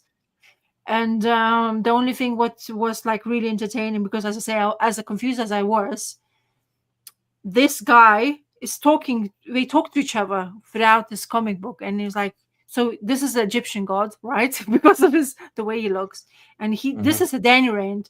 So who is the other guy? Another Rand or whoever is mantles of Iron Fists. there's this dragon who is another power. He talks like Tonlang, 7 cities. They're talking about a guardian of 7 cities who's been murdered. Confused.com, but I actually, like whatever. It's an action thing. And what's surprising me the most, this guy appears. DD. So that was kind of like, oh, what's DD That's doing cool. here? And it's Yeah. nothing really explained much in here in this comic book. And I'm sorry if I don't make much of a sense, but this is how I felt. So that the guy, the Egyptian god who actually part of Iron Fist now, Osiris. Yeah. Osiris Fury. So that would be interesting. I thoroughly enjoy a lot of Egyptian god things involvement in history. I think Moon Knight has always been appealing to me because of that as well. Mhm. But apparently this is a new way, because look, here lies Daniel Rand, hero, mentor, and a friend. So he's been murdered, and now we digging the grave because they realize that he's actually not dead, but he's underworld. Somebody captured him. They're gonna have to take him out, and stuff like that. So, and that's where he's sitting at with the dragon. And the end. What that means, who knows? Because it's issue 4. So context of the comic book wasn't great for me, but as I just grasps of a little bit of entertaining myself to see if I actually get. And that's the thing, like if I pick a random book, right, from the wall, and this is what I read. Yeah. I don't know what the hell is going on, man. I really do not Yeah. understand it. There's lots of deaths going on. Apparently, Marvel Universe has been swept, pushed, murdered, killed, with disappearing worlds. Doctor Strange appears, disappears. Like, what the hell is going on? So is there like things? Apparently, Hickman's is the only one writer which people are kind of following all the time because he's the probably only saving grace for the Marvel Universe. I guess it was. Mm-hmm. But even now, trying out something different, see what can bring the readers back, I guess. Yeah. Yeah, but I was trying to do that's maybe I'm picking the wrong titles to check it out with. But if it's random, like you should be randomizing, right? So you see where the universe is all into. But so far, Ultimate Universe they have introduced, which everybody was talking about, which were selling like hot potatoes. Those comics of Spider-Man, especially, that's gonna end as well. So I don't know where what Marvel we're gonna see now. But it would be interesting to see if they would take more care and start writing proper comic books, because DC Universe seems to be taking that mantle, put it on their head, and say, "Look at me, I'm number one."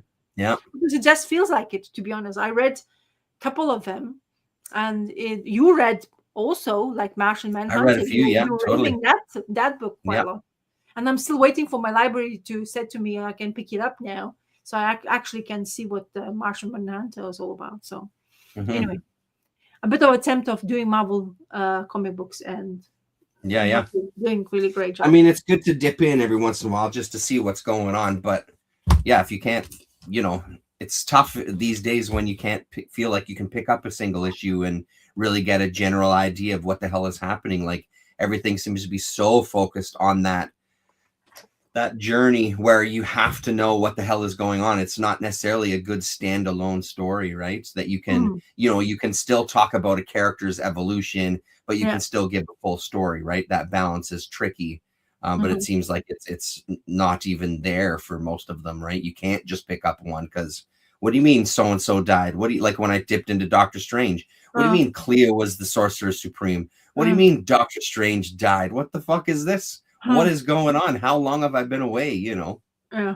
Another thing, I went to the comic book shop, which we just found not found. I knew it existed, but it's not my favorite, because like always they have bins of books, right?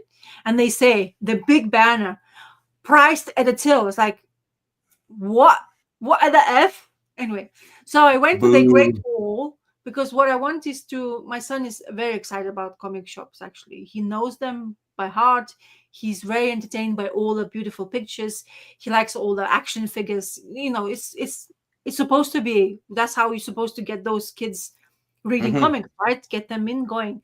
So we were looking for a Christmas special of Teen Titans Go. He's a big fan of Teen Titans Go, and they had the Christmas special. And he's like, yeah, I want that one. I was like, okay, I'll buy that for you, right? But I was looking at the wall of collection of the comic book single issues.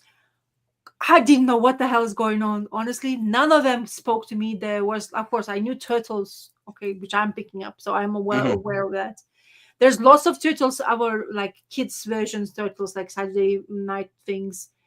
Who's this Canadian? Hello, Canadian survivalist. Hello, Canadian survivalist 7222. Happy New 2026. So I went in and I looked at, and they have so many comic books. They were packed in, and I was like, I opened up. There's this new book with a question. Was it question, or was it Batman? What is it called now? I forgot the name of it. But anyway, I wanted to see to look at and stuff. Happy man. Happy New Year. Happy Mary. And honestly, I just wanted to, like, I missed that part of the thing. Like, you look at the comic book, you actually look inside it. You decided that in that moment if you would like to be interested in. Of course, I didn't pick up anything for myself, but it's just that notion of that thing. So I would love to do it. Maybe it would It's be the very best, bad. yeah. And that's what I love about Galaxy. They have a really great stock of new issues. Yeah. It's a lot of fun to, like, I always go through the Marvel and DC, even though I never really buy any. I always flip through issues just to get a peek to see what's going on, right? Like, it's so much fun to flip through new comics. Yeah. Exactly. Anyway, okay, your turn. Do you have more? So I'll just quickly talk about the last two books here, because this one I don't have too much to say about. This is Kaya 32. Oh, you're ahead of me, man. Speed on 32. I haven't read 32, did I? Okay, so then I won't talk about it, other than it's an issue where we look at Kaya in the future. It's one of those let's kind of take a step into the future kind of thing. This was just, they didn't have many copies left, so this is like a Junie Ba cover, which I thought was pretty great.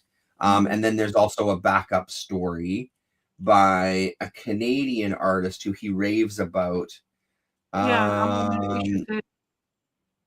Riley Rossimo. Riley Rossimo. And he even says that if something horrible were to happen to him, let it be known that I want Riley to finish off the Kaya run. Because he's talking about, like, it only going 50 issues. This is issue number 32, so we're kind of reaching the end. And I mean, he's right about Rossimo's art. This is a standalone, which is why I'm showing it to you. It's just a one-off. Like, really, really energetic, really great colors. And then the added bonus in this one is he also includes, I'll come back to that. He includes the script for the side quest for that short story. So, and he encourages people who are fans and who are artists, try your hand at it. Because he also includes a bunch of you're up to date Kaya art that from people who have been posting stuff online and giving them credit. So it's pretty cool to see this kind of like old school approach to hanging out with your fans, as opposed to just letters. Like, submit some art, and there's obviously from a very young fan there. Just super cool, man. I was really happy to see this part. There's no age, unfortunately, with the name, but it's just, I think that's such a great thing to do, man. That's really good. It was a solid issue for sure. Makes me interested to see where the hell this is going to end up, but yeah. So you are way ahead of me, because the last one I have is number 30. Oh, yeah. Well, that's the thing. I've missed an issue or two. Like, I'm pretty sure I have to go through them. This is a good reminder that I've got to go through what issues I have and which ones I'm missing. Because I'm missing that Colossal one, I think. And I'm pretty sure I'm missing issue number 30 or something like that. I'm missing one of those issues. No, the Colossal one is number 30. Is it? Oh, okay. So that's the one. This is the last one I have. So you were way ahead of me. I didn't even know there's 32 issues of now. There's two more. Yeah. I need to talk to my guy now. I'm panicking. Because I do The Kaya is one of the, as I say, the fullest general so far. The one ongoing series, which I actually. So you say he's 52 issues. 50. He's going to go 50 issues. Yeah. Oh, okay. So he's got a couple more story arcs to go, and then that'll be building up to the end. But I mean, I don't know whether to believe that or not. He is the same guy who said he was going to do these one-offs that wouldn't appear in the trade paperbacks and yada yada. So I don't know if 50 is a real thing. If it still sells well for him, maybe he keeps going. or maybe that just becomes the end of that particular story. Who knows? So we'll see. But either way, I mean, it's still a fun book, an easy read. By the way, the Riley Rossmo guy, Yep. he's extremely popular with people, also creators. He combines himself with Daniel Warren Johnson book. Lots of people were talking last year about, which is The Moon That Follows Us. It's about a Oh, okay. family whose the girl falls asleep and then she doesn't wake up. And apparently the parents, in order to save the girl, goes into this realm of dreams to understand what's happening with her. And while in the dream world, Riley Rossmo's art was part of it. So, Mm-hmm. so he's been doing quite a lot of those magical realms. I think he was the one who was doing, I don't know the name. I'm gonna shut up anyway. So I know the guy. So and apparently Daniel Warren Johnson is going to do another book. He's going to write, and Riley's going to do the art full through and Oh, through. that's cool. So if you want, have a look. That I want to read that The Moon Following Us, but I'm not. I have no. If my library doesn't have it yet.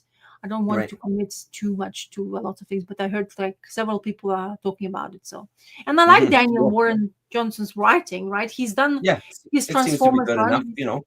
Yeah, he's done that. All Transformers, of it. Beta Ray Bill, you know, a bunch of stuff. Yeah, he's done lots of stuff. So I think he's doing now. Are they not doing? I think they. Oh yeah. Daniel Warren Johnson's doing DC book now. Oh, okay. And he's gonna. Riley Rossmo is gonna be part of it also. I think. I maybe blowing bubbles, but I'm not sure. You never know. But something like that. Yeah, I know for sure that he's doing the book for DC. But is it? Oh wait, he's doing Lobo. Oh right, yeah, that makes sense. I could see that. Yeah. So I don't know who the artist is going to be in that, but I think definitely Lobo, something like that. So I like Lobo. Do you like Lobo? Are you a fan of Lobo? I mean, I don't know the character very well, but it seems like a Daniel Warren Johnson kind of character, you know, with his love of heavy metal and space riding and exactly. Yeah. Well, Keith Giffen. Are you a fan of Keith Giffen? Yeah, ish. Yeah. I mean, not as huge as some other people, but yeah, for sure. Keith Giffen is known for Lobo Run, and I have it. Really pretty. It's a really good looking comic book. Yeah. If you care to look at it or whatever. Yeah, I've seen a bunch. I had some in the past. Like there was a 4-issue series or something, and all of that stuff. So I got Lobo's first appearance as well from that obscure title. I forgot the name, of course. Now it doesn't spring. Yeah, that infamous cover. I can see the cover in my head. Yeah. Isn't it Magnola did it, the cover? I think that's why I got it. Oh, fuck if I remember. I don't know. Yeah. Maybe not. Maybe I'm blowing bubbles again. Yeah, so that's another thing. So I am definitely probably gonna go with DC's Absolute Wonder Woman just because of the Zatanna. I heard there was like I read the first volume and I enjoyed it. You remember I was talking about when I picked up in the library the volume of Absolute, and because the magic part, right? So I think I'm gonna do some magical reading. Yeah, shit, yeah. So so this last one I picked up as well too. There was a lot of people talking about it. Oh, really? On like social media. I saw people talking about this American Caper. So I don't know. I figured to give it a shot. David Lapham, Dan Hauser, Chris Anderson, Lee Luridge, Laszlo, etc. A whole bunch of names on this one. There's kind of the credits there. And when I opened it up, the art, I kind of dug the art too, to be honest. I don't know what I felt about the story. I understand maybe where they're coming from. We get introduced to this guy who's kind of like a schlub. He's a lawyer, and he talks about his family, talking about like the kind of town that he lives in, this Verona. He talks about his neighbors, so you can see his family versus his neighbors. Oh yeah. He's kind of fetishizing the neighbor's wife and her big boobs. And then we get to see his wife, who's addicted to social media and very much right wing. His daughter is very much left wing, and his son is very just apolitical and just kind of wants to be a rock star. So he's involved with some cases where he's working for like these companies, these gigantic companies. So he's kind of a scumbag himself. So that's kind of like the premise of it, which was interesting enough, I suppose, but I didn't really know where it was going to end up. And I won't tell you too much more, but we do then get introduced to his neighbor in a little bit of a bigger way, because there's an accident outside of his house, or outside of their house. And this van slams into a tree, and these people start running out of the back that are escaping now this accident. So it kind of jumps off from there. And that's when we get a little bit of a taste of, here's his neighbor here, this guy right there. We get a little bit of a taste of this kind of Mormon neighbor, you know, this very sort of perfect religious kind of neighbor with his perfect family and his perfect wife. Where there was one part here, he's talking to them. Where the heck is it? I don't remember. Anyway, there's one part somewhere where he's talking to the neighbors, and he basically has to tell himself, right here.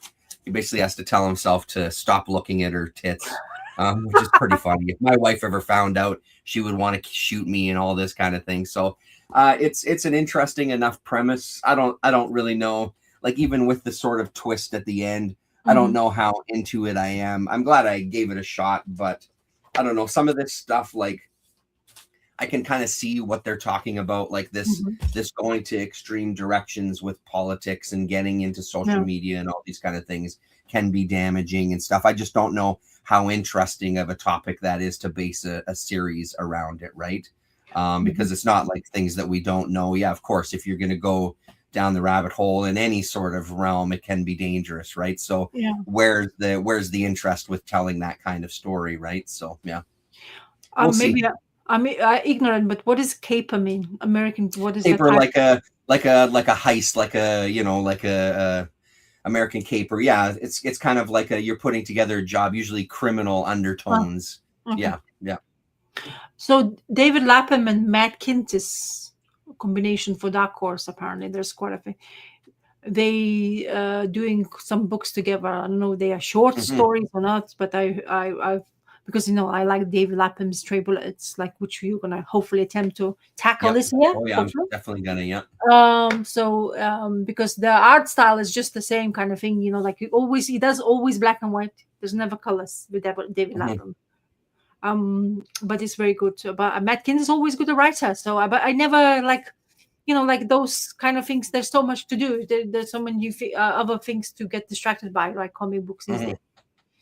Just to people too, and if you want some David Lapham and Matt Kindt work together, apparently they're doing quite a few things, so short stories in Dark Horse comic books. So I've been looking because I was doing some for the first time. Probably I'm trying this new thing of 2026 to be more aware what's coming out, so I won't be missing out too much. I'm not doing that great, to be honest. I was watching I was watching the previews for the. Mr. Howler Mouse is here. Mr. Howler. Premise of American is in danger of being dating itself. In 10 years, I'll read it like it's ancient. Yeah, sorry. Just a guess. American Caper. Yeah, right. The premise of American Caper is in danger of being dating itself. Yeah, for sure. I mean, that's an interesting point. I do think, like, the political... I mean, I don't know if I see your point. I don't know if it'll be dated. I hope you're right about that, I guess is what I'm trying to say. I hope you're incredibly right that it seems to be dated. I hope we find ourselves a way out of this fucking nonsense that we find ourselves in, because it seems to be hitting some extreme. And I think part of that for sure is with social media. It's getting used to the technology. Yes, it's not brand new, but it's still new in... We've got a new generation now growing up with it. Like, my daughter is growing up with social media. It isn't something that she has not had experience with. Like, it's part of her universe. And there's more of us that are older that are, I hate to say it, on our way out. So I think there's going to be some of those growing pains that happen, right? So I hope that you're right. I hope that we do find our way out the other end of this and we can come to some sort of something with politics, because all this stuff is deadly serious. For sure it is. All these political beliefs and these things that people are fighting for, everybody feels that they're the crux of what's wrong with our world, right? So, yeah. So yeah, maybe I hope you're right. Yeah, he's Doing the dishes while listening. Excellent. I don't have any more. Do you have more? No, that's all that I read. That was the last thing. No. One thing I'll just also show you too while we have you. Okay. Again from a $2 bin, I was able to fill in some gaps on Dark Horse Presents, Oh, some older stuff. dude. I've decided to sort of cut it at issue number 50. Okay. So that was 17. This is 26. Wow. Some stories that I've read before, like Race of Scorpions. I've got the couple of mini series about Race of Scorpions, but it's great to kind of have some of these issues as well. I mean, even just to see like the ads on the back, you know what I mean? Like just to see what was happening at the time of these. So I think I've got pretty much 1 to 20. Like the issue number 1 obviously is like a reprint. So it's not like a first print or anything like that. But so this was kind of cool. He had a bunch that were later as well too. I just didn't want to go past 50. Oh, there's a good back ad. Yeah. What is Zero? Who's that guy with the previous issue? Go back. The previous issue? Yeah. Who is this guy? Yeah, I'm not sure. That's Matt Wagner though, but I'm not sure the character. Howler Mouse is probably here. The Aerialist, is that who it is? Yeah, it looks like it. Yeah, the Aerialist. There you go. So chapter 2 of Matt Wagner's The Aerialist. Cool. So that's kind of cool. And again, like that's the fun of these Dark Horse Presents. You know, you get these kind of samples of stories, and then this is issue, what is this, number 50? Yeah, that's number 50 there. So how many do you want? Just the first. I'm cutting it at 50. I think it went to well over 100. Oh, really? Almost 200 possibly, or I don't even know how many it went. It was a long run. So just gradually filling in blanks, especially when they're cheap, right? I often end up seeing the same issues. So this was a nice find to find like 5 of them for $2 a pop. Maybe really in a good nick. Looks like a good, very good quality comic books. Looks very brand new. Totally, yeah. Those ones were in pretty good shape for $2. Is it Hellboy's first appearance in Dark Horse Presents? I don't think so. Concrete first appearance. I don't think Hellboy was in. I don't think so, but I don't know. Sin City, yeah. Was there Sin City? Was that one of the first appearances? Was Sin City first appeared in it? You know, so Next Man for sure. I think maybe I'm speculating. You're getting some good back issues. So you've been. Hellboy's first appearance was in Next Man. Yes, I didn't have it, but I was, it looked kind of similar. Yeah, I think I have. Do I have a first appearance of Hellboy? Now I'm doubting myself. I know that I don't have the one with the toucan on the cover. So I think that like San Diego Comic-Con special. I think that's where his actual first like glimpse on the Hellboy. I see. I think that's the one. Anyway, right. Do you like my Hellboy? Yeah, this guy is a String Bean Comics, and he's at the conventions. He's doing a small convention. He's got a spot at Thirsty's Flea Market, was just like literally just down the road from me, a couple of blocks away. So I guess he just recently, I overheard him talking to somebody else that he recently bought a few collections, and he figured he'd have a sale because he was looking at maybe doing like a storage unit at one point, and decided, well, forget that, and only doing shows is like having a spot at the flea market is going to cost me about the same as getting a storage unit. So he's kind of just cycling through and looking to make some room. So he had like 4 boxes of 50-cent books, nothing super exciting.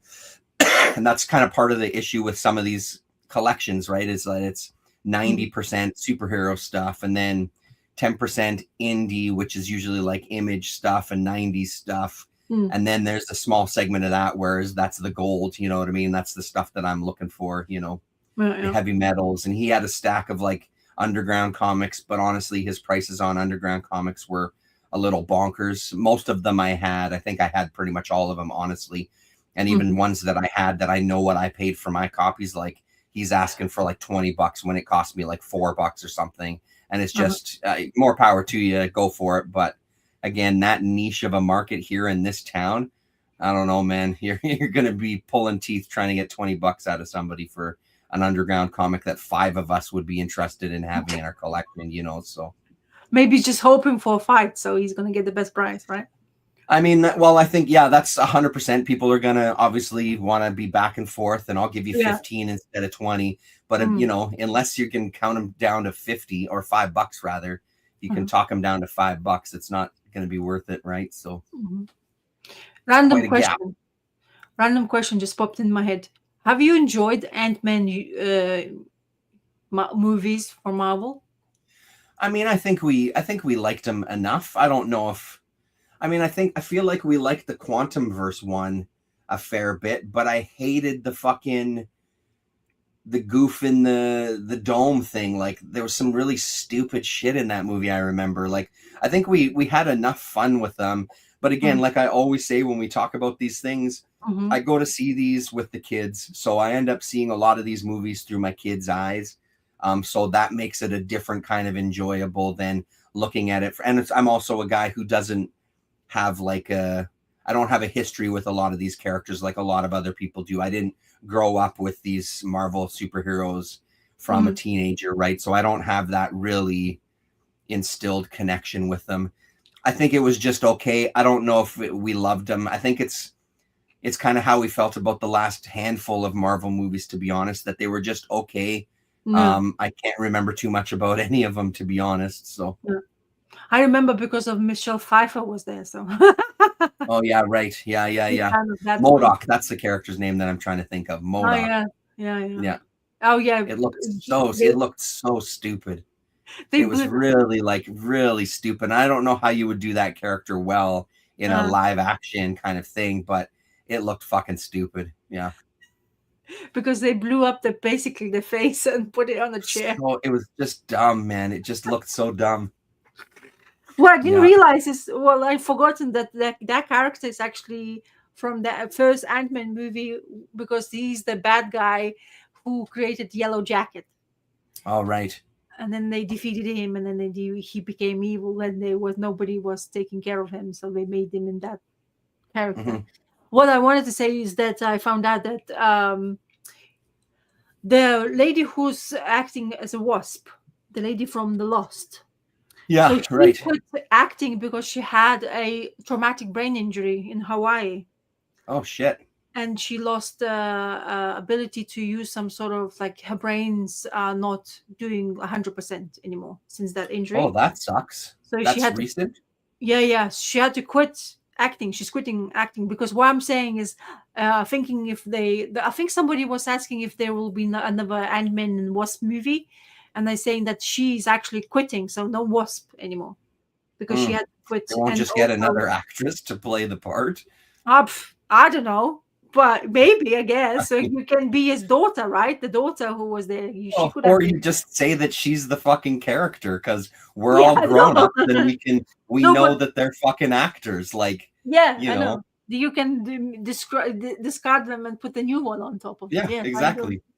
But no, what was interesting is that, like, things, like humans so fragile, right? She went on a trip to Hawaii, had an accident. She had the bruise, literally, like nose bruise, but then she had this trauma into her head, and that caused her brain. She's like, she has to relearn stuff now. That really sucks. That's really shitty.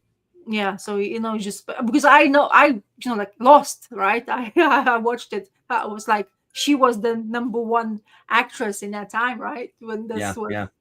So I was. Just random thoughts. We loved Lost. Me and my son's mom, we were big time addicted to that show. Yeah, I'm not sure about the ending though. I was always gonna question that shit. I saw it coming from a mile away. I thought it was a good ending. But the whole series was great. I enjoyed it. It wasn't mind blowing. I don't know if it lived up to kind of like the rest of the show, but I mean, it was not a big surprise by any stretch. Some of those things, like, it's about that journey, right? Like, these people. No, what it was it for you the same thing? But I think they were hinting already how the end is going to happen, and people were saying, "Surely you're not going to do this. Surely you're not going to put that." And then they, "Ta-da! We told you what's going to happen." It actually did happen. I grew up on 4 Doctor Yeah, I Who. grew up with 4 Doctor Who's and No way. 5 James Bonds.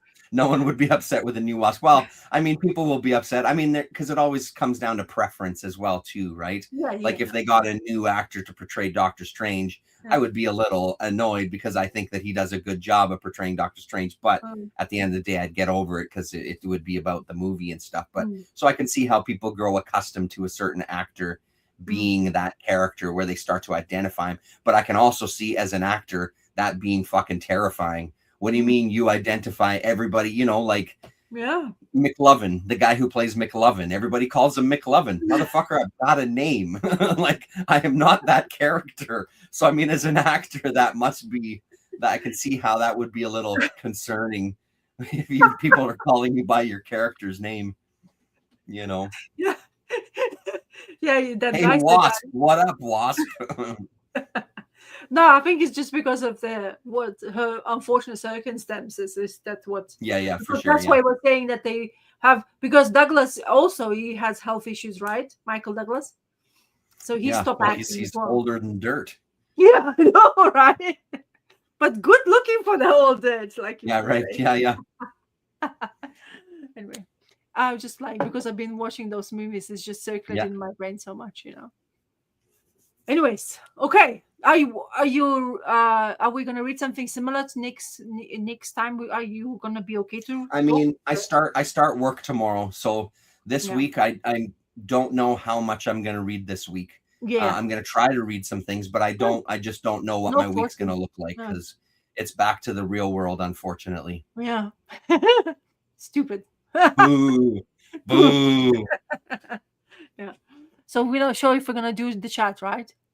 Well, we'll see. Yeah, we'll see because I got union shit as well too that I've got to deal with this back week. to that one as well. We have a meeting next week, but I think our meeting is on Saturday. I think we scheduled a meeting for a Saturday, so we might be good for next weekend. But I just don't know if I'm gonna have time to read anything. Is more the I just wanted to see how like what kind of things can happen. Yeah, it's good. It would be good to chat again though.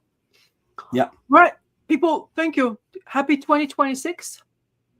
May Peace your out. reading, may your reading experience will be much better than Marvel. Yeah.